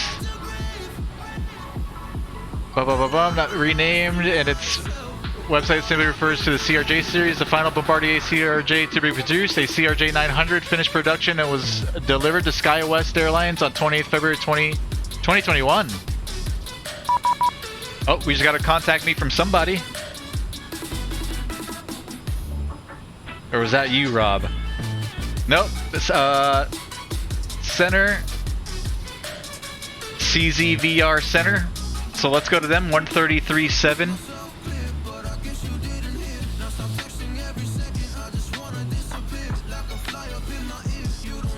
With you, flight level 400. Club 6755, Vancouver Center. Hello, welcome aboard. Alright, Vancouver Center. Thank you, sir. Perfect. Air Canada 220 SE, you actually already got a code there, so you're identified flight level 297. You continue your climb up to flight level 350. Continue up to 350, Air Canada 220. Alright, where are we? Vancouver Center, good evening. Air Canada 8651 descending via Grizzly 7 arrival. I have. Alright, we're about to cross a Rob T intersection. Air Canada 8651, Vancouver Center. Hello. Which approach would you like today in Vancouver? I have ILS 8 right now in my computer. Okay, perfect. You can find the ILS 8 right. Spec ILS 8 right 8651. Vancouver Center, Pilot Club 426 with you at Vancouver VOR, flight level 10,000. Pilot Club 426, Vancouver Center. Hello. Squawk 0704, when you get a minute, give me your approach request.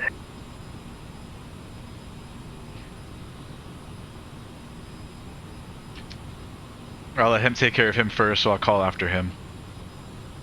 Squawking 0704 and looking for 08 right ILS, Pilot Club 426.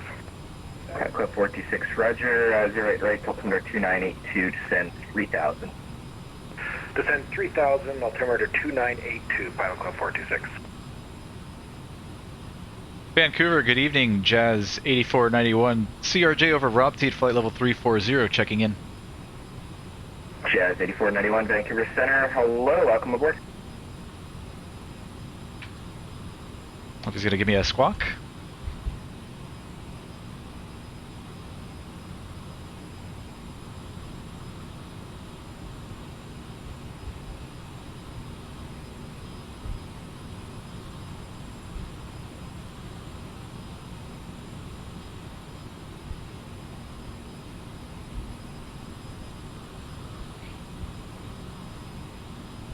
I think this side's nicer.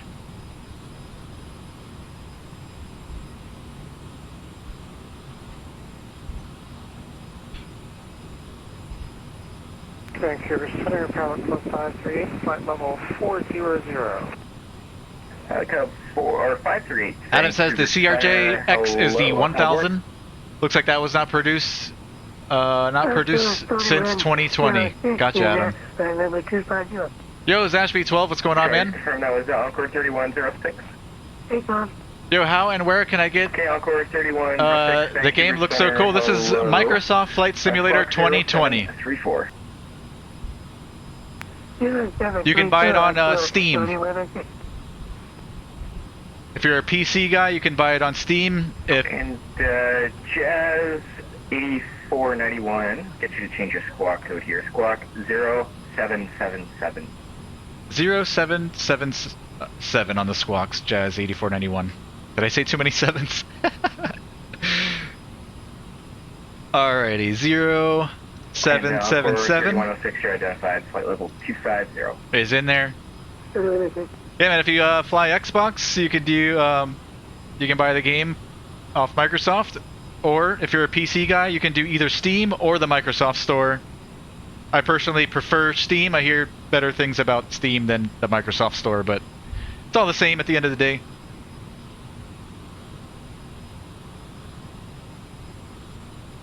And yeah, man, if you're into flying and into airplanes, you'll love it. Guaranteed. You can fly over your house inside the simulator, man. Your house where you live, you can fly over it and see it. Hey, lucky number 7 says Adam. I'll have to... You know what? I did play the lotto today. Awesome.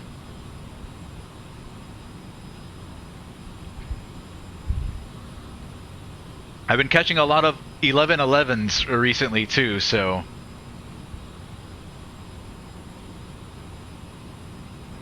And all stations going into Vancouver, there were some runway configuration changes. The RNAV for 08 left is going to be now the I don't think arrival, it's not. They don't have it for the to PS4, Vancouver, Zashby. primary approach into Vancouver. If you have a fairly new computer, you could probably run it pretty well. But PC is the way to go, flight simulation, man. Definitely. Even if you were an Xbox guy, if you were to buy it for Xbox and eventually really get into the hobby, you're going to want a PC instead. There's just more... It's better. Pilot Club 538. You can do a lot more with the PC. There's going to be a lot more add-ons available for the PC that aren't available for Xbox. What are you currently squawking? If you can build yourself a decent PC or buy something already built that's alright. Actually, it runs pretty good on... I mean, my machine's 5 or 6 years old now, so I've got a 5 or 6 year old processor. Okay, that's A good one, but still 5 or 6 years old. I just recently upgraded my graphics card to something newer, but I was, up until about a month ago, flying a GTX 1080, which is also a 5-6 year old card, and ran great, man. 8651, you can actually still plan for the ILS if you like, since you're already pretty close to the approach. Save your money or wait for Christmas? Thinking about going to the airlines, man? Oh, nice, Zashby. Awesome, man. Right, yeah, you'll love this simulator, dude. My apologies, I'm mixing up myself. Our ILS 8 right, Air Canada 8651. Thank you. Correct. And Pilot Club 426, turn right heading 050, you're cleared the ILS 08 right approach. Thank you. Right. So all of the scenery in the simulator is pulled directly off of Bing Maps. So like everything that you see down below us right now is like legit, almost one-to-one to real life. You keep the descent going down to 3,000 now. So if you fly over your house, you'll see your house. If you fly over the mall down the street from your house, you'll see the mall. Like, it's nuts, dude. And now is a good time for FS 2020. For a while, we didn't have many good airplane options. Usually the airplanes that come with the simulators aren't great. After 2 years now, a lot of nice aftermarket payware airplanes are being released for FS 2020, and things are starting to pick up really nicely, man.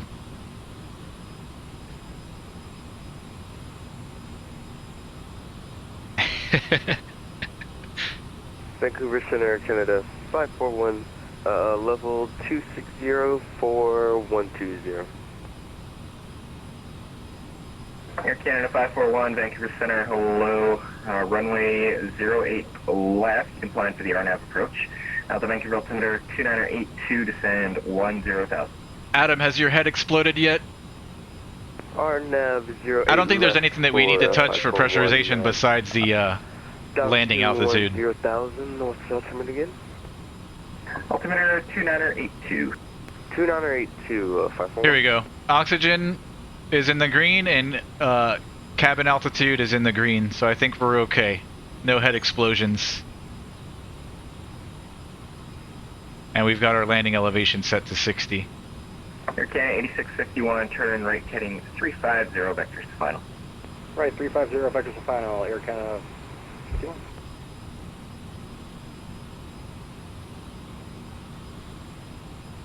I am liking this CRJ. So, Zashby, I just bought this airplane last night, yesterday. And, yeah, man, I'm really enjoying it. This one's been out. This was actually one of the first airliners released. Canada 4, Vancouver Center. Aftermarket payware 0736. airliners released for FS 2020. It was released about a little bit over a year ago, I think. But I just picked it up yesterday. I'm really liking this thing.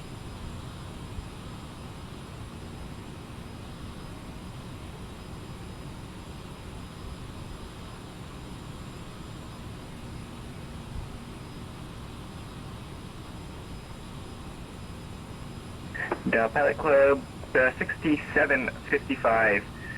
Get you to change your transponder here. I'll be right back. You've got a 2200 code. You can squawk 0735.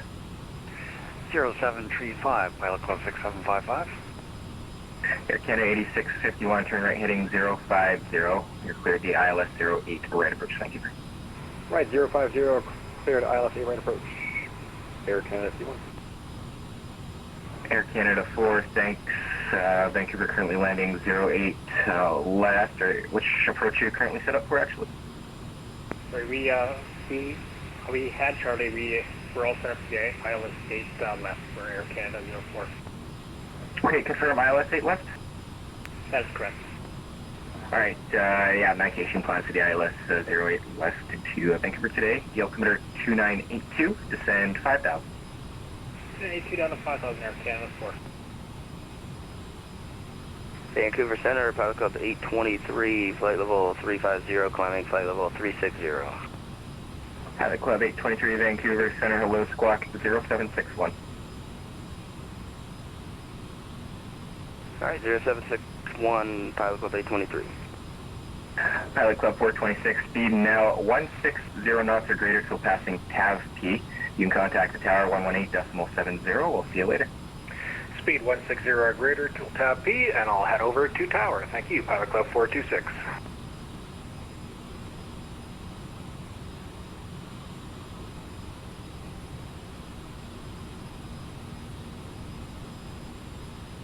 And Air Canada 8651, speed now your discretion. You're about 8 miles in trail of King Air on final also for 08 rate. Taking on speed, Air Canada 8651. Yeah, Air Canada 8651, just letting you know, speed your discretion, the spacing looks good. Alright, speed at my discretion, Air Canada 8651. Thank you.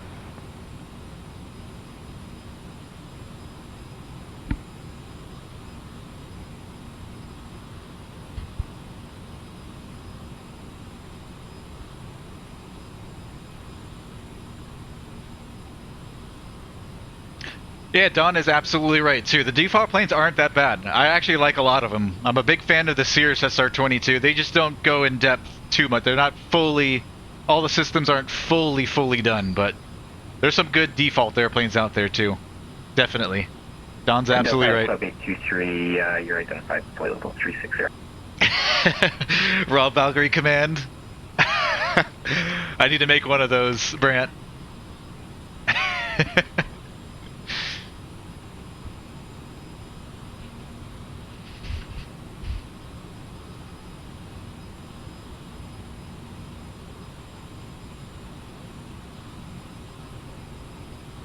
All stations going into Victoria. Runway 09 will be the active information out. Alright.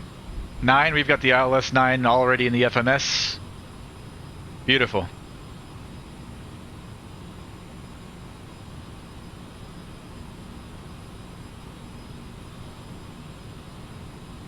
We are 187 miles out of the airport. 51, contact the tower about 35 minutes. Off the tower, thank you very much for the ATC, Air Canada 8651. Good night. Good night. Air Canada 4, descend 3,000. Descend 3,000, Air Canada 4.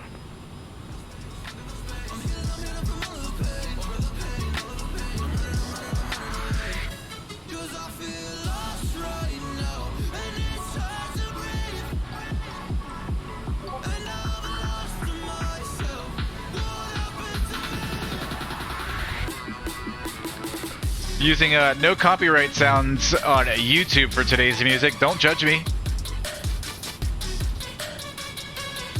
I'm just gonna let the playlists play. Had been using artlist.io for a while. I'm starting to pick up copyright strikes every once in a while, so I don't know. I've got to find a new reliable source for music.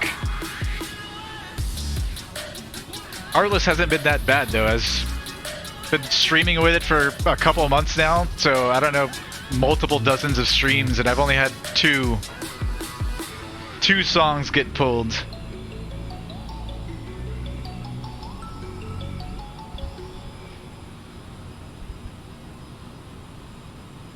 Years years of heartbreaks.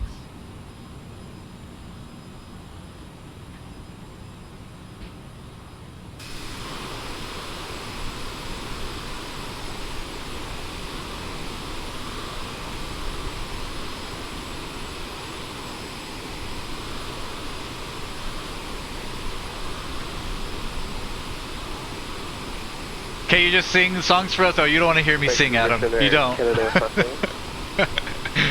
541, thank you, center. It looks like the maybe one day. One day, maybe. To the 2 6s on the arrival, so can I get vectors to ECAM? Yeah, no problem. You can expect vectors for MCAM, and still you're able to RNAV for 08 left. Correction, the RNAV Zulu for 08 left. I have the RNAV pulled up.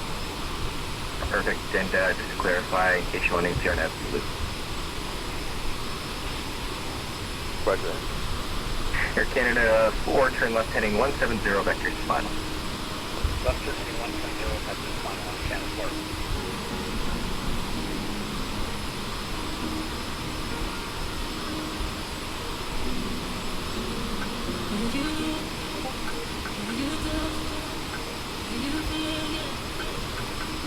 We're not doing too terrible on time. We got off the ground real late.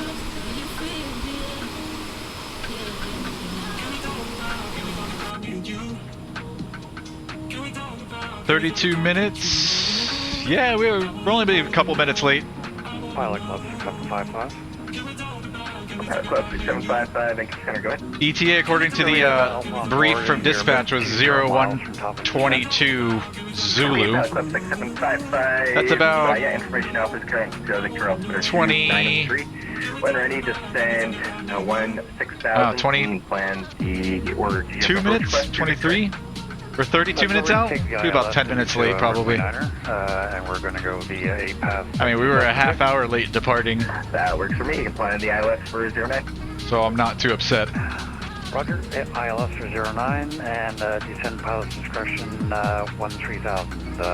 Pilot Club 6755. Air Canada 4, I'm actually going to take you through the localizer here, bring you around the other side. So last time back to the train. Got some traffic here to 12 o'clock. You see their contrails. That's pretty cool. Vancouver Center, hello, what's at 1776 with you, climbing out of 08 right, 12000 7000. Ship 1776, Vancouver Center, hello, you're identified, maintain 7000. Maintain 7000, what's at 1776. Beautiful weather for a flight, says Adam. I like it, I like it. Air Canada 4, turn left heading 050. Dylan's down 96, what's going on, man? Hope your day's going well. What's up, Dylan?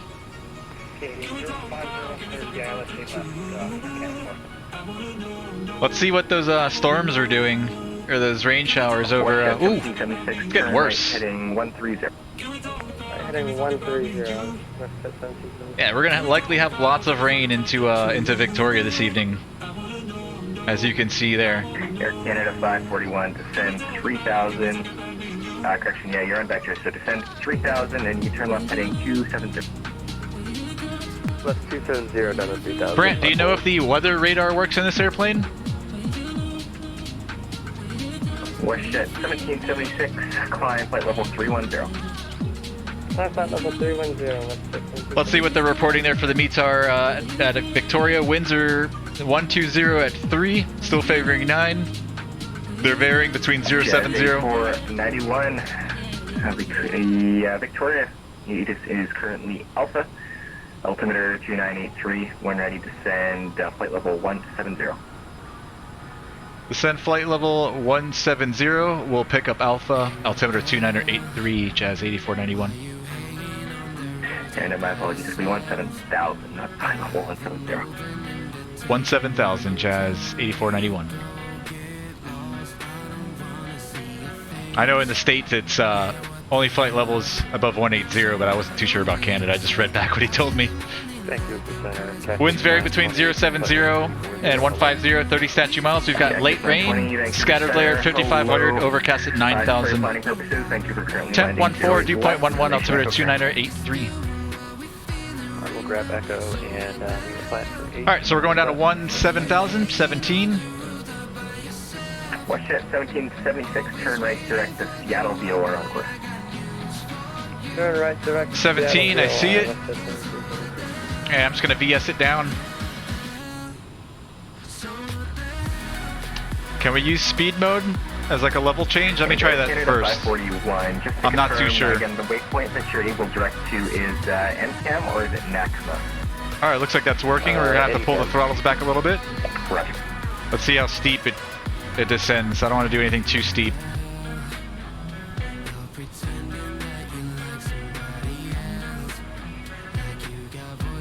Pilot Club 538, Vancouver radius information echo current altimeter 2982. When ready to send 2000. Ooh, yeah, that's getting pretty steep. See, let me bring in some powers. Does it work as a level change?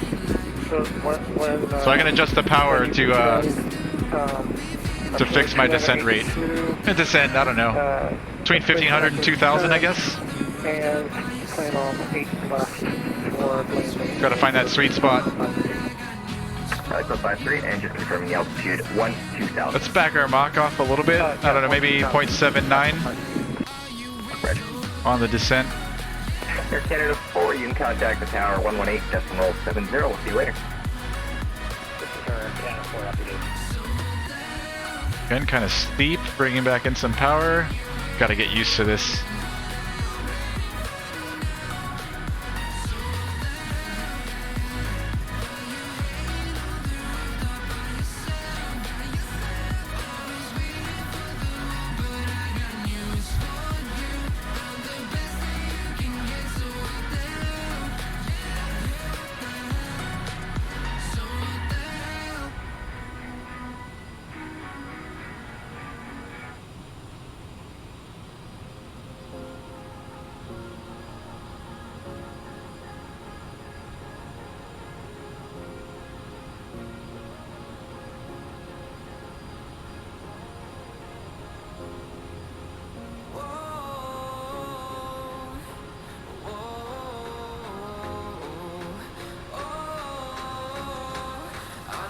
Air Canada 4, correction 541, turn right heading 290.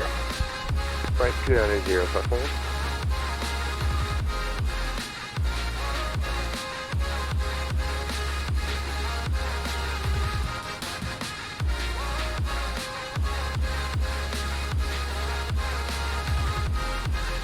I hope you guys brought your raincoats and your umbrellas. What's at 1776? Are we supposed to be headed off Seattle Center?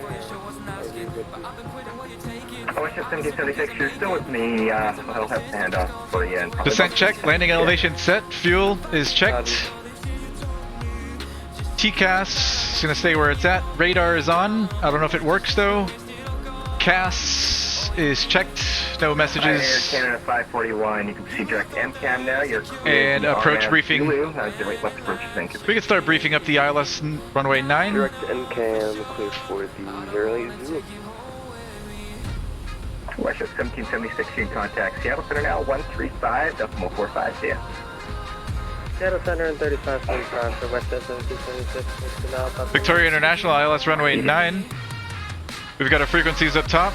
We're with Vancouver right now. I think it's just him all the way down to Tower. Tower's gonna be on 119.7. Localizer frequency 108.7. Final approach course 089. We're gonna intercept the glide slope at Mill Bay at 1400. That's our final approach fix. And minimum's gonna be 305. Airport elevation 64, touchdown elevation 55. Maintain 5,000 and yeah. So we'll probably get vectors and then intercept at Mill Bay 1400. And then all the way down to minimums 305. If we have to go missed, we're going to climb on track heading, climb on track 089 via Degpo to 3000. Then left turn to Alpha Papa and NDB. So straight out to Degpo. After Degpo, left turn to AP and hold at 3000.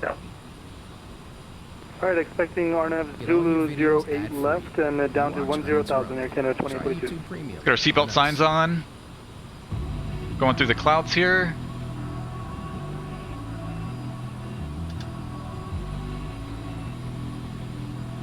And just before we enter, I'm going to turn on our anti-ice, wing and engine anti-ice.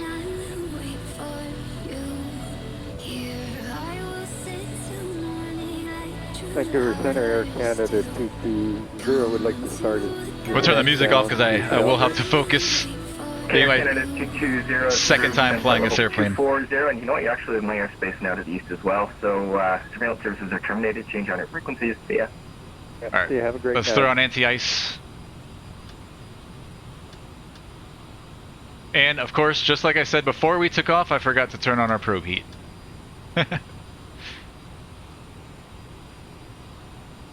Vancouver Center, November 714 Charlie Juliet. We just 4,500 just passed over Taku. Altimeter setting 2983. Inbound, planning on 09 ILS approach for full stop landing. 2983 set. That's QNH 1010. Set. Low squawk 0703. 3 times. 0703. 714 Charlie Juliet. Air Canada 541. Contact the tower 118.70. Over to tower 118.7. Thanks for HTC.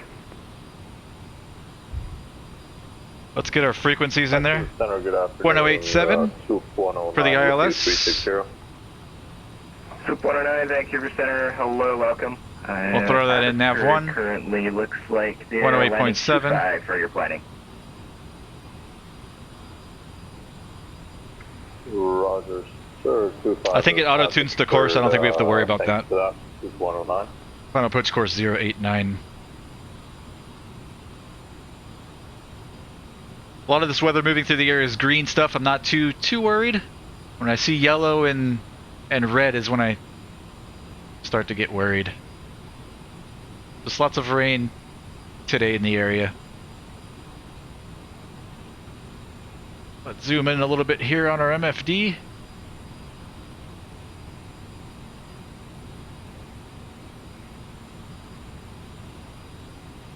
And for Charlie Juliet, you're identified.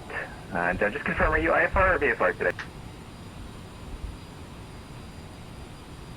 Well, the airport I left was VFR, and the one I'm coming into said was VFR, but it sure doesn't look like it, so it looks like I'm IFR. 1714 Charlie Juliet. Okay, for Charlie Juliet, understand. Climb 9,000. You can plan the ILS for 09 into Victoria. The Victoria altimeter 2983. Climb 9,000, plan for 09 ILS 714 Charlie Juliet. Where are we flying? We started off at Calgary. We're heading down to Victoria, British Columbia, which is just south of Vancouver. Vancouver Center is 2109. It looks like there's no approach charts for runway 25 and to Abbotsford. The only ILS is ILS 7. Troop 109, yeah, so there is an RNAV if you're able that into Abbotsford for 25. Alternatively, there's the circling approach off of the ILS. Otherwise, you are welcome to request any other Did I finish that entire descent check? We did. So next is before landing. Roger, sir. I mean, if you don't mind vectoring us in, we can... Start locking in our speeds here off the EFB. VREF's going to be 134. It's going to hit set all, and that's going to send all of our speeds over here to our PFD. That little chime you just heard is 1,000 feet to go. So we're through 18,000. We're going to be leveling off at 17,000. The Meta right now at Abbotsford. Thanks, Group 109. Right.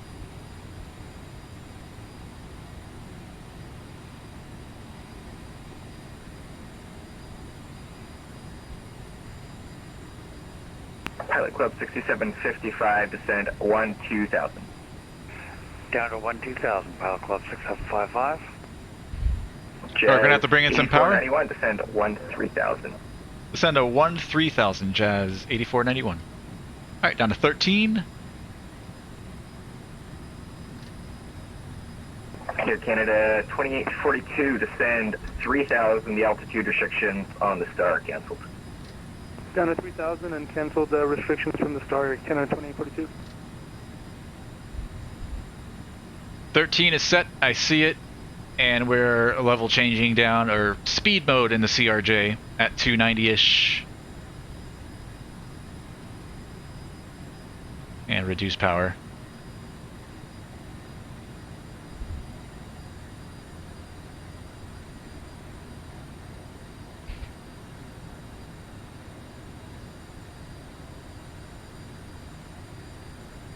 Do the wipers work in this thing? Hey, they do. Maybe we'll be using those landing today. We'll see. We'll see if they actually work and like move the water off. We're already getting some rain. I don't know how well you guys can see that on stream. There's some water moving across the windscreen here.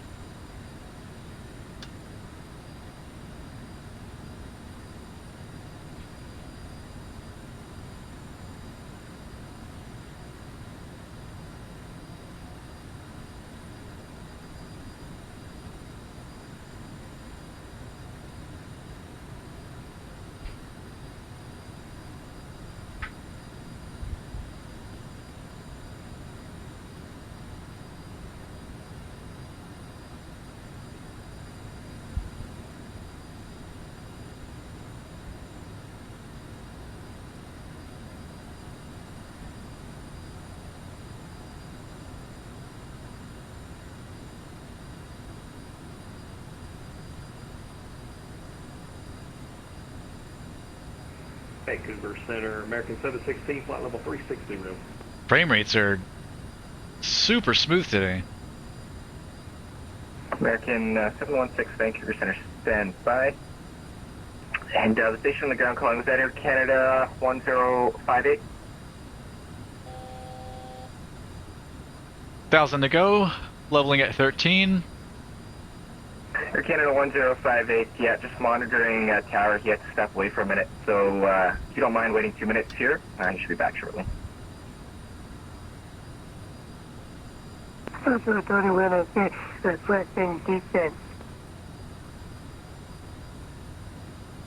Start turning on the APU.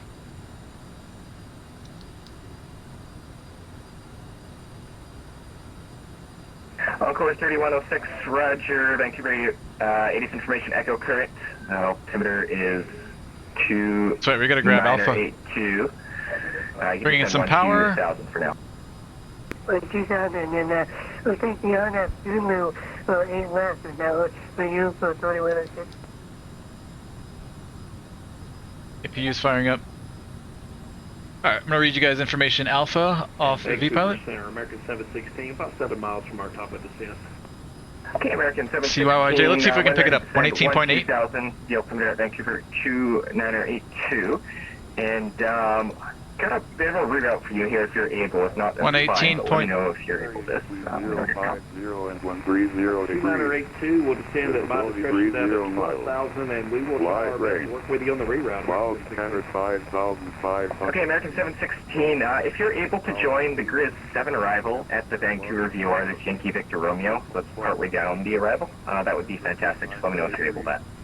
The IFR approach is ILS or visual runway 9. You're looking for the Grizz 7 arrival and quick transition again. On initial contact, you'll have information. So it won't be a transition because it's partway down the arrival, but if you're able to join it at the Vancouver VOR, so that's Yankee Victor Romeo, that would be fantastic. 0013.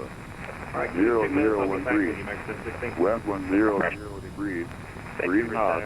Varying between 050 and 130 degrees. Okay, Cactus 920, this information echoes current, plan the RNAV 08 left, altimeter 2982, descend 10,000. 1,500 feet, over 9,000 feet. Alright, we have information Alpha. 2.+. And I should clarify, sorry, it's the RNAV Zulu for 8 left. RNAV Zulu 8 left, Cactus 920. Pilot Club 6755, descend 4,000. 4,000, Pilot Club 6755. Jazz 8491, descend 5,000, speed 250 knots or less. 5,000, speed 250 knots or less, and we have Alpha, Jazz 8491. Jazz 8491, Roger, thanks. Alright, so let's slow to 250. When ready to send 5,000, and just confirm, are you currently direct to Brainy? And we're going to go down to 5,000. Correct. Brainy, direct to Brainy. 5,000, 250. Fort Charlie Juliet. Okay, Fort Charlie Juliet, you're cleared the ILS 09 approach into Victoria via Brainy.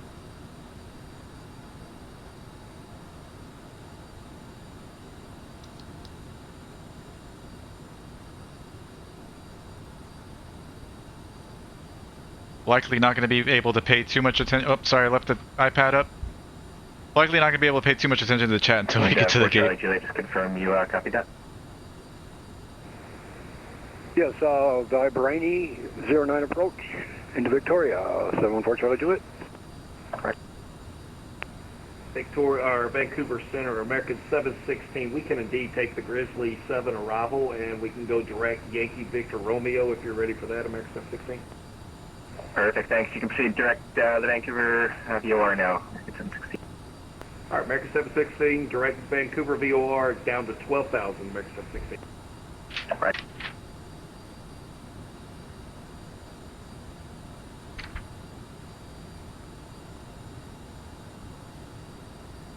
And Pilot Club 36 depart Omiru on heading 360. Heading, what was the first word? I heard heading 360, Pilot Club 36. Yeah, so that's depart Omiru, so the last waypoint on the star there. Depart that heading 360. Oh, we're still too fast. I put 260. 250 knots. Oh, it's slow.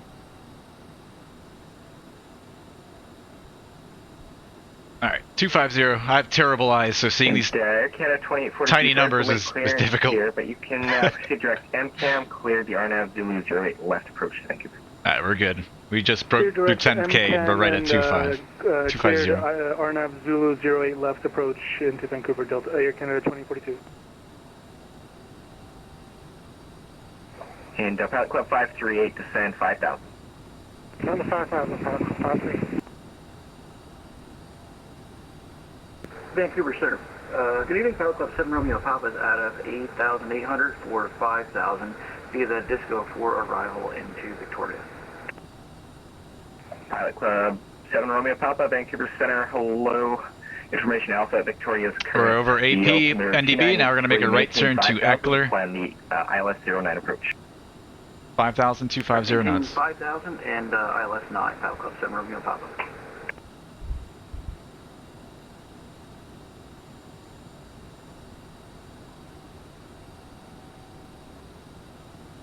Alright, so we're landing runway 9. It's going to be a right turn off the runway. Jazz 8491, speed 220 knots or less. Speed 220 or less, Jazz 8491.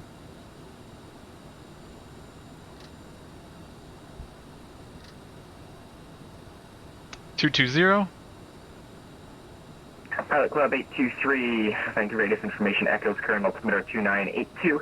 When ready, descend 2000, plan the RNAV Zulu 08 left approach. Alright, descend down to 12,000. Thought I got all our lights on already. Let's do that. Zulu 8 left approach, and the altimeter Pack signs. What was that again? Anti-ice. 2982 for the altimeter.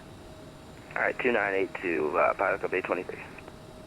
Encore 3106, descend 9,000. 9,000, I believe. I'm 39.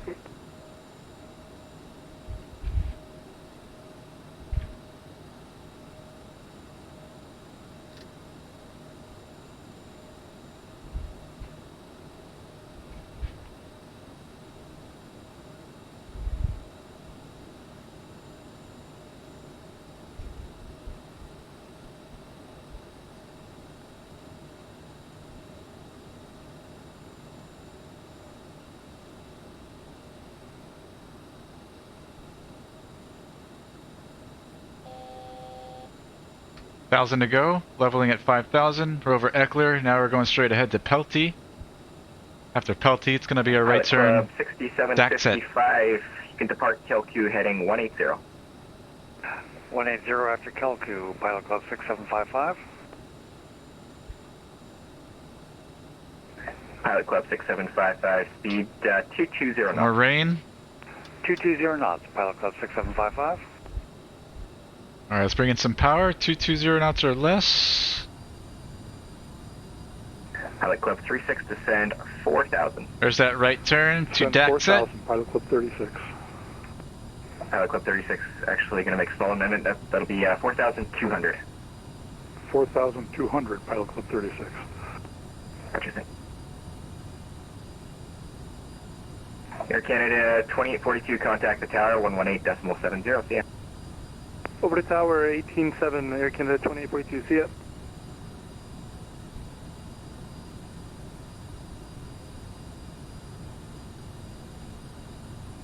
PC's running like a champ today. Alright, let's keep up our speed a little bit. And for Charlie Juliet, just give me your best forward speed on the approach there. Roger, best forward speed. I'm on the localizer, 714 Charlie Juliet. Doesn't look like tower's online, so we're likely going to be with Vancouver Center all the way to the ground. Home, actually, current moment. So we're going to be on this frequency. Clear line 09, 714 Charlie Juliet. Pilot Club 36, turn right heading 060. You're cleared the ILS 09 approach to Victoria. Right 060, cleared 09. Let's slow to 200. Approach to Victoria, Pilot Club 36. And Pilot Club 36 speed. Field now is at our what's your approach speed like on the Zodiac there? No, not 6, 7 or 8 o'clock out that way. Approach will be at we're kind of on a extended left downwind. Bring it down to 110. Okay, Pilot Club 36, maintain 140 knots until passing the Mill Bay NDB. Maintain 140 until Mill Bay NDB, Pilot Club 36. Supposed to be landing in 3 minutes. 6755. We're not doing too bad. Speed now, we'll be on the ground in about 5 minutes or so.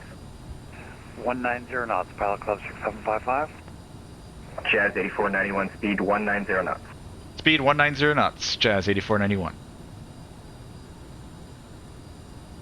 Vancouver Center, Air Canada 1058 with you, climbing flight level 70. Air Canada 1058, Vancouver Center, thanks for at 190 knots on the speed. 170, climb 16,000.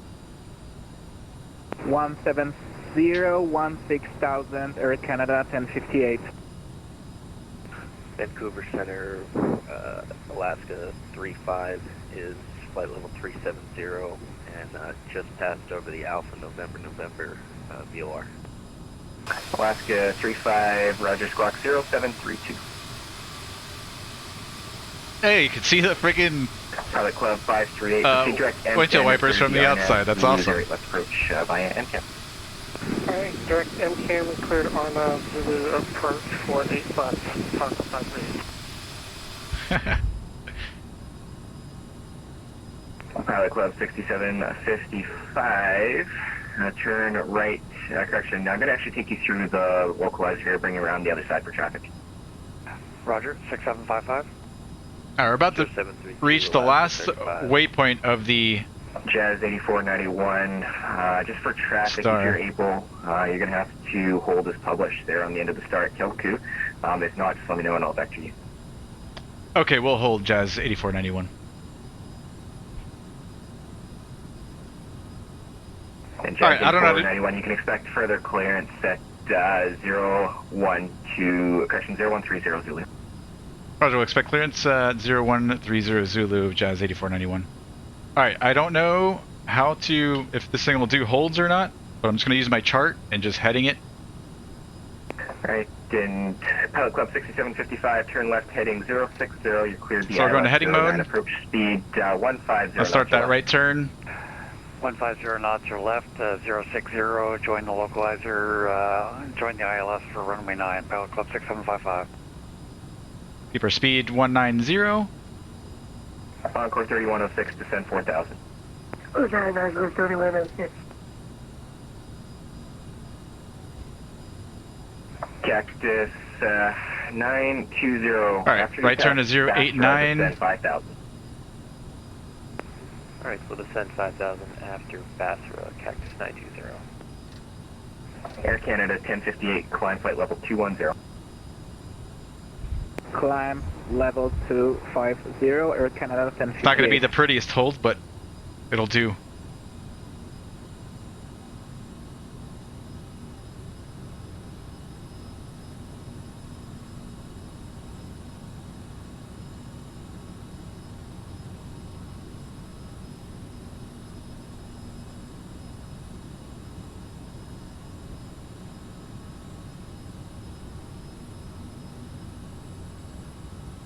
American 716, descend 3000. That's what we're doing there, holding at Galku.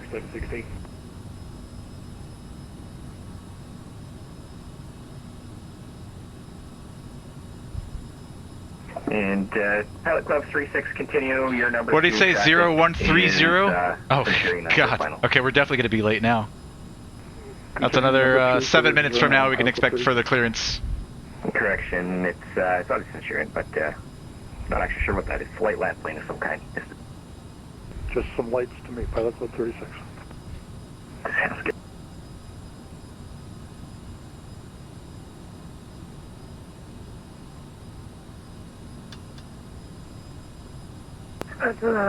Tony 106, are we cleared for the RNAV? Encore 3106, affirm you're cleared. The RNAV Zulu 08 left. Alright, looks like max 175 in the hold, so we need to slow down then. Zulu, by Zulu, Encore 3106.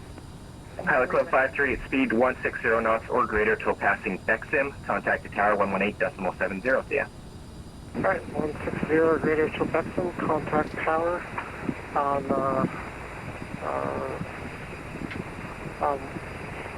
118.7. Pilot Club 538. And Encore 3106, speed 190 knots or less. 190 or less, Encore 3106. Air Canada 1058, contact Seattle Center 135.45. See ya. What are we doing on fuel? Contact Seattle Center 3500. 135.45, Air Canada We're 1058. Thank you. Pilot Club 7 Romeo Papa, depart to Minu heading 360. 360, Pilot Club 7 Romeo Papa. Start that right turn. Pilot Club 6755, I know that was a bit of a messed up approach there. Are you able to get the glide slope, or do you need vectors around? We should be okay, sir. We're on a heading to 060 and picking up the ILS right now. Roger. Pilot Club 36, clear to land 09, Victoria wind light variable. Clear to land, runway 09, Pilot Club 36. Jazz 8491, you can depart Calcu now, heading 180. Depart Calcu, heading 180, Jazz 8491. Pilot Club 7 Romeo Papa, speed 200 knots. Speed 200 knots, Pilot Club 7 Romeo Papa. Let's go to Calcu. Encore 31. And then after Calcu, we're going 180 knots. Ooh, speed, bringing in the power. And way too slow. 118.70. Yeah. Alright, 187 and 190 or less on the speed, that's 3106. 2.09, we are at... Go to 175 on the speed. 59, roger, the Abbotsford altimeter 2982. Descend 12000, and you continue on the hope for arrival for now. We'll have vectors for you shortly. Roger, sir, descend to 12000 to top the altimeter 2.09. Club 7 Romeo Papa, turn right heading 060, clear the ILS 09. Wait, why are we climbing? Hold on, I'm disengaging the autopilot, not sure why we're climbing. Pilot Club 6755, continue. You're number 2, about 5,000. Hand flight for a minute till I get back on track. Number 2, 5,000 set. For runway 9. Pilot heading, Club 6755. so heading in, let's go VS, or speed, AP engage. Oh great, now the AP doesn't want to turn on. Alaska 35, I don't think I ever got back to you, but you are identified flight level. We're going straight ahead to Calcu, let's get back to 5,000 before we get screamed at. And then we'll depart heading 180 after that. Let's see.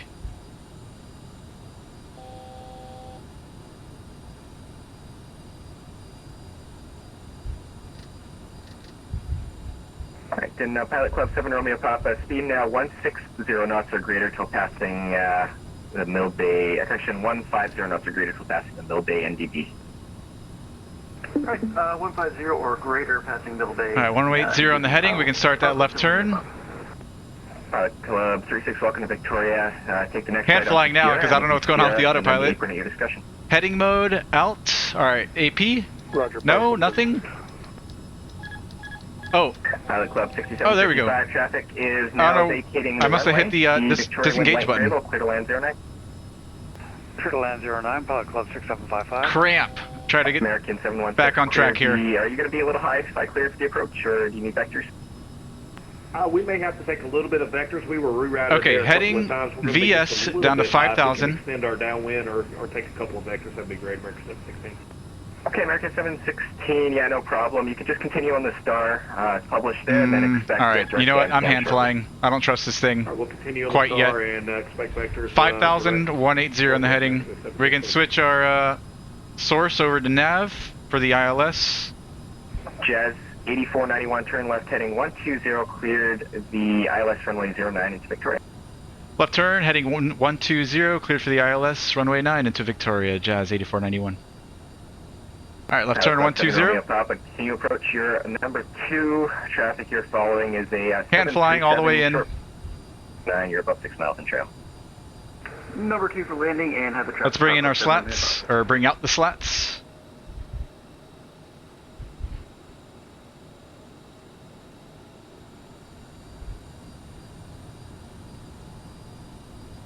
$4,000. 920, you're cleared the... We haven't cleared the ILS too, so we don't have to maintain 5,000 anymore. We can descend as per the ILS. Alright, clear the RNAV Zulu via the Venlo transition.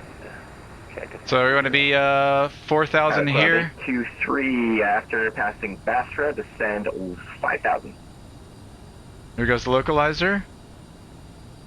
Alright, Next waypoint, we want to be at 3,600, so we're going to step down to 36. Vancouver approach, American R Center, American 716. Can we know what runway we should expect there? I don't think we've been notified. Oh, my apologies. Yeah, are you able to be RNAV Zulu for 08 left? If we could do the ILS for 08 left, if that'll work for you. Okay, that'll work. It's technically no time down real life, but we can waive that this time. So, plan the ILS for 08 left, turn right, hitting 350 vectors. We're doing good. Let's bring in flaps, the first notch. 350 Flaps 8. Final ILS 8, American 716. Pilot Club 6755, welcome to Victoria. Are you going to the flying club today, or are you going to the terminal? We'll go to the terminal, sir, 6755.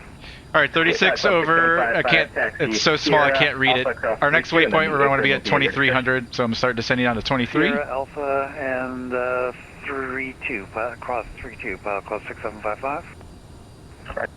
Pilot Club 7 Romeo Papa, the Victoria wind light variable, clear to land 09. Clear to land 09, Papa 7 Romeo Papa. So I can see it better on the iPad. Jazz 8491, continue your approach. Your number 2, following a Cessna citation, and they're just on short final for 09. Continue number 2 for 09, Jazz 8491. Vancouver approach with American 716. Okay, so it's Medba. American 716 A-firm. Medba 2300 is our next waypoint. Okay, American 716, you can actually turn right now. 050, cleared the ILS. I'll bring the gear down now. To Vancouver. For a little extra drag, this thing's hard to slow down. 050, cleared ILS 8 left approach, American 716. VREF 134, I'm going to bug that in. 160 knots or greater till passing Vexin. 160 or greater till Vexin, check 920. 134 plus 5, 139, that works. I'm on the localizer. We're going down to 2,300 across Medba. After Medba, it's Mill Bay, our final approach fix at 1,400, and we should pick up the glide slope at that point.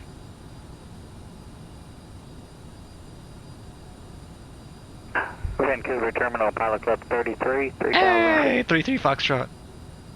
Pilot Club 33, Vancouver Center, hello, Squawk Cadet. Alright, now down to 1,400 for Mill Bay. Mill Bay, is that what I said? For Mill Bay? Alright, Pilot Club 33, thanks, you identified 3,000. Just confirm your go around altitude's going to be 3,000. Low pass approach We'll set that. And final destination is Victoria. That's Charlie Yankee Yankee Juliet. 3,000 Roger, and you wanting IFR to work silent is set. We filed VFR. I mean, I'll take an IFR pop-up class if need be, but we can take the visual. Alright, we are... I know VFR works. I just have IFR here on your flight plan, but yeah, so you're looking for flight following that? We're on the glide slope, we're on the localizer. Bring in some more flappage. That last transmission? Yeah, Pilot Club 33, just confirm, are you looking Got for the runway in sight. following today? We have not gotten our landing clearance yet. Affirmative, type 182, now currently 2,500 feet. Okay, Pilot Club 33, roger, check all that. The Bellingham altimeter, which is the closest I got for you, 2983. 2983, thank you, Pilot Club 33. Cactus 920, contact the tower, 11870, see ya. 187 Cactus 920. Flaps 30. Jazz 8491, traffic just vacated the runway, the Victoria wind, light variable, clear to land 09. Clear to land 09, Jazz 8491. Pilot Club 7 Romeo Papa. And the rest of those flaps. Victoria, you going to the flying club there, you want at the terminal? For landing check. I'll go right up here to the itinerary parking. Flight attendants, seats for landing, please. Pass signs are on. Thrust lever, thrust reversers are. Sierra apron. Have a good night. I'll go 7 Romeo Papa. Thanks. See ya. Are armed.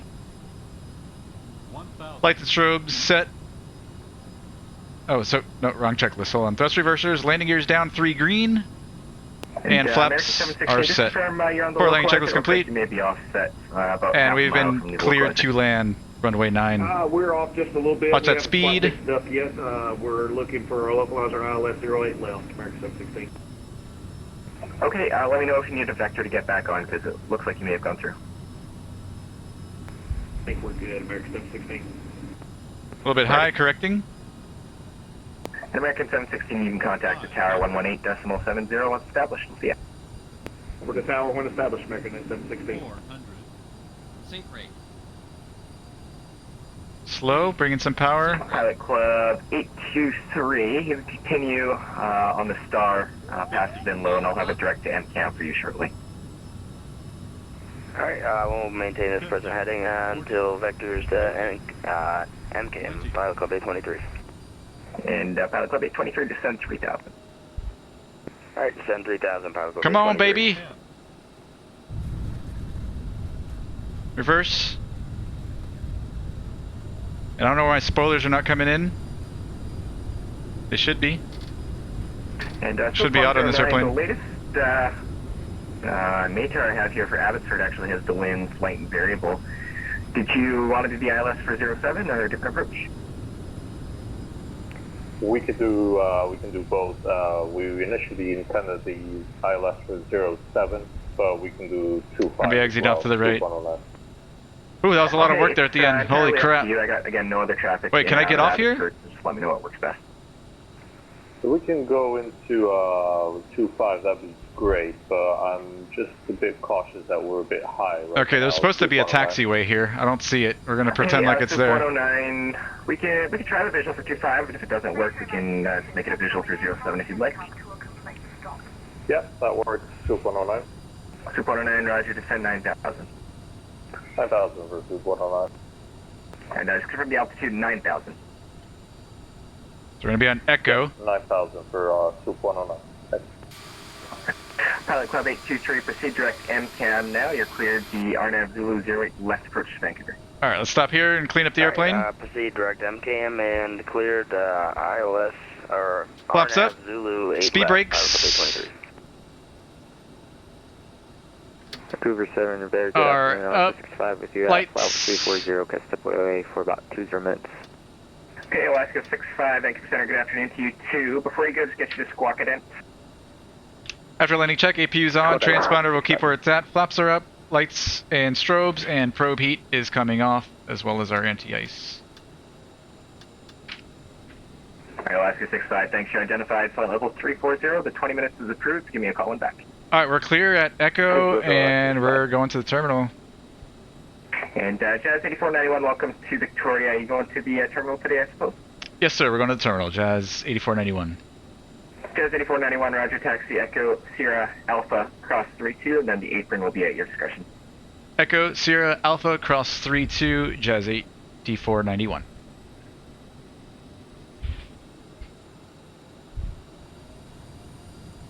Alright, we made it. That was kind of weird there at the end. Pilot Club 823, once established, contact the tower 118.70. Yo, row hype. I'm gonna catch up with you guys here at the tower. Let me make sure I make it to the terminal without making any mistakes. 118.70. How you doing, Rohit? For Pilot Club 823. Thanks. Have a good night. Alright, so it's Echo, Sierra, Alpha. And cross 32.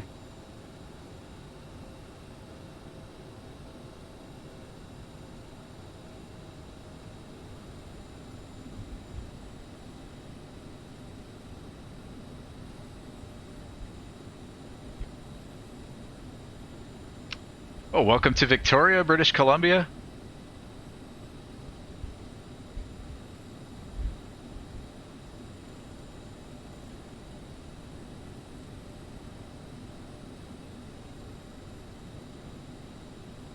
Missing taxiways here in the scenery.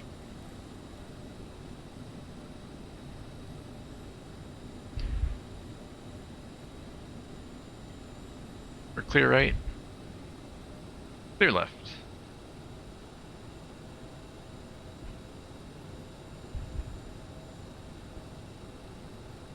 Left turn on Sierra, cross 3-2, Alpha to the terminal.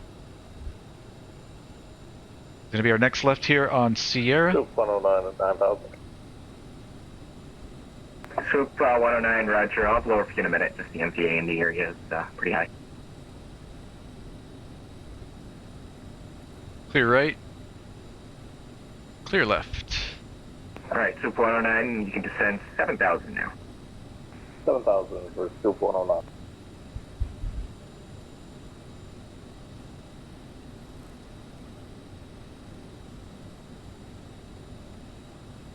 Alright, all the way down now to runway 32. We've been cleared to cross, and then Alpha Vancouver Center to the terminal. Air Canada 8868. What's our gate number? We are going to... We're going to gate 9. 68 Vancouver Center, hello, you're identified. Turn right heading 170, climb 16,000. 170, climb 16,000. Air Canada 8868. Gate 9 is going to be going diagonal in there into the main, that little leg that sticks out on the apron. So right on the 45 there. I don't know if it's an actual gate or a stand. That's where we're going. Gate 9. Down there. We've been cleared to cross.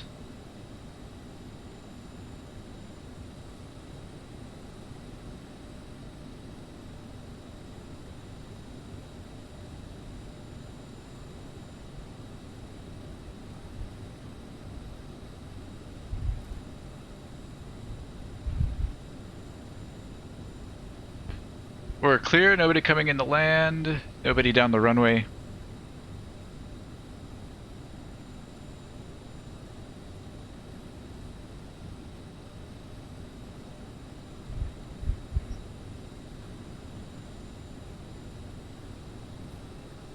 Bringing a little bit of power, we're going uphill here on this taxiway. Keep us moving.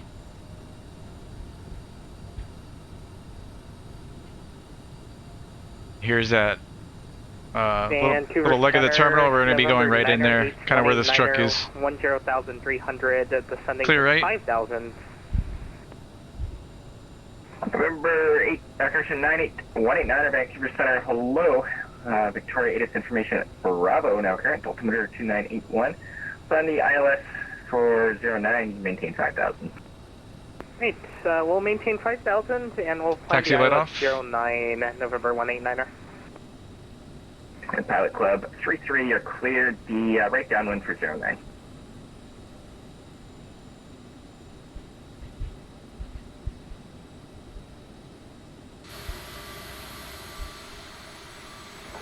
Pilot Club 33, Vancouver Center. On the marshaller. Did you say clear for downwind, which runway? Pilot Club 33? Alright, we're on Pilot Club APU. 33, you're cleared the right downwind for runway 3, and runway Let's remember how to do 09. this. So up and back. Okay, that makes a bit more sense to me. Clear right Up down on runway and 09, back. Pilot Club 33. Oh, press. Vancouver Center, good evening. Westship 42 off 08 right. Passing 2,000 for 7,000. Shutdown check, parking brake. We'll chalk her up. Westship 42, Vancouver Center, hello, you're identified, maintain 7,000. Maintain 7,000 We'll chocks for Westship 42. are in place. Air Canada 8868. Seatbelts. Climb flight level 370. Flight level 370. Thrust lever shut off, anti-ice is off, 8868. pumps. And Air Canada 8868, you can also proceed direct to the And Seattle lights. VOR now, of course.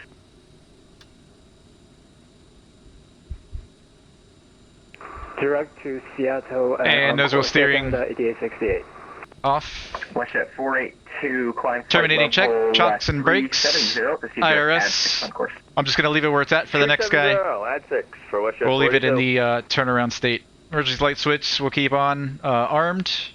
Anti-ice is off. Hydraulic pumps. WestJet, We can turn those off. 109, turn right heading 270, descend 5,000. External lights. APU staying on. Battery staying on. Cockpit lights. Let's open our door.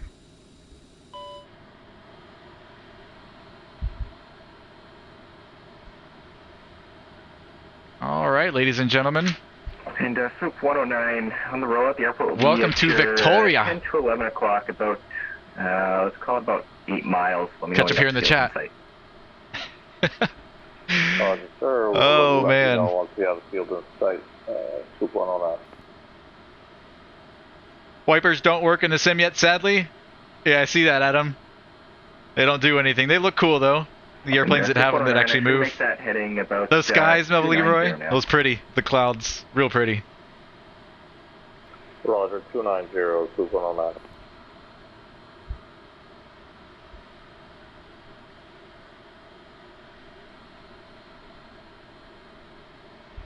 You're flying my little brother? Awesome, awesome row hype. You'll have to remind me again what airplane you fly, Van. You don't have to do it here in the chat. Landed with a 148, let's see. FlyLive gives different numbers from Volanta. Both of them are, who knows if they're accurate. Okay, Volanta gave me 150.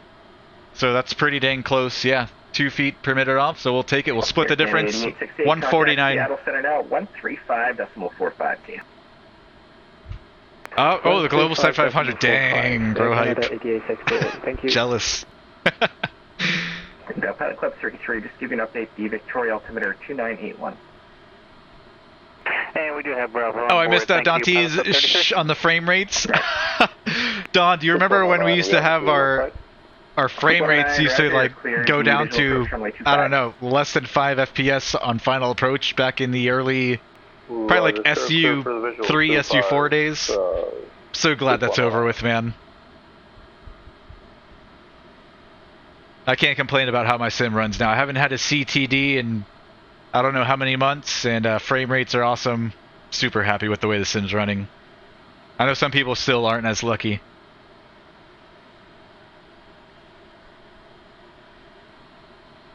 Alright guys, I don't think I have enough in me for another leg. Not in the CRJ. I've got to get a little bit more practice in before I'm comfortable doing multi-legs. That one leg enough has got my brain exploding. And even so, we ran into some autopilot issues there at the end that we had to hand fly it for a good part of the approach. Oh yeah, the hopping planes, that's right. So yeah, VATSIM had their velocity update several months back too. Yeah man, things have really improved since then.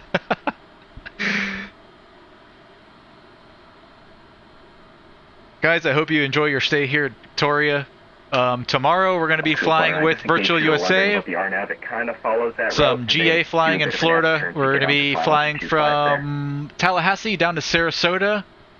We'll probably make a few stops along the way. I think Cedar Key might be one of those stops, which is the shortest paved runway in Florida. Can't remember how long it is. 2,200 feet, maybe? Maybe less. Not too sure. That's what we're doing tomorrow with the Pilot Club. I think we're going to be back in the Cessna 310 Romeo by Milviz. Okay, I got you. No worries, just checking. So that's the plan for tomorrow. That event's going to be at 7 p.m. Eastern Daylight Time, 2300 Zulu. Let me just confirm before I give you guys wrong information. Yes, that is right. We're going to make this a whole stop. Pilot Club 33. Okay, Pilot Club 33, roger. The Victoria. The Coastline Conga. 7 p.m. to 10 p.m. Eastern Daylight. Tallahassee to Sarasota.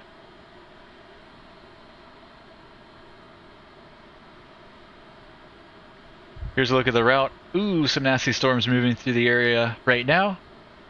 This is what we'll be doing. Cedar Keys right here. I think we're probably gonna make at least one stop there. We'll probably do a couple stops, maybe here at Perry Foley as well.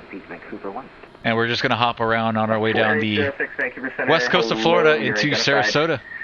Climb 5,000, that'll be final for today. 5,000 feet, flight range 06. So that is the plan for tomorrow. I'll see you guys then. I hope you guys have a great night. Have a great day tomorrow. And I'll see you tomorrow night. Tomorrow's Friday. An approach request into Abbotsford today. Beginning of the weekend. Don says he's going to hop in the Kodiak. Awesome. I hear really good things about the Kodiak. A lot of my good friends in the Pilot Club fly the Kodiak. It's the SimWorks, Flight SimWorks Kodiak, Dante. I'm waiting on they're coming out with the PC-12, the Pilatus PC-12. I know they're working on it. I don't think there's a set release date or anything like that, but that's probably, that might be one of the next we just do the ILS from 07. non-jet airplanes. I don't want to call it GA, a PC-12 maybe? Could you call that GA? Probably not. That's still commercial. But it's single engine turboprop. Waiting for that PC-12. I know Carenato's doing one too, but there's no way it's going to be anything close to what SimWorks does with their airplanes. Good night, Don. Good night, Rohype. November Good night, Brant, Adam. Anybody else in the chat lurking? Dylan, if you're still here. Rob. Amito heading 360. Have a great night. November 189er. Zashby. And anybody else. I'll see you guys tomorrow night. Have a good one. See ya. If you guys want to stick around for a minute, we'll find you a channel to raid. So stand by one. And have a great night. Bye-bye.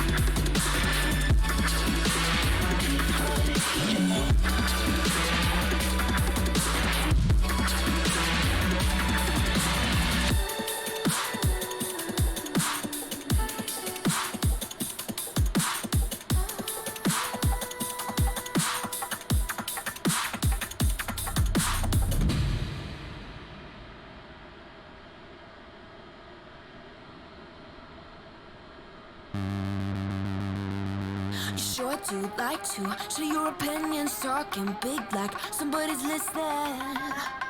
Nobody's listening. It's so fun and games until it doesn't toss me out. I'll hit the ignition. Now you listen. Hop up in the window. Smaller and smaller you fade out. Hop up in the window. Yeah. You gotta get my vibe, no there's no way. I'm flying high above all your gravity, trying to bring me down, but I never stay. Hey, hey, watch me levitate. You gotta get my vibe, no there's no way. You can say what you want, call me insane, trying to bring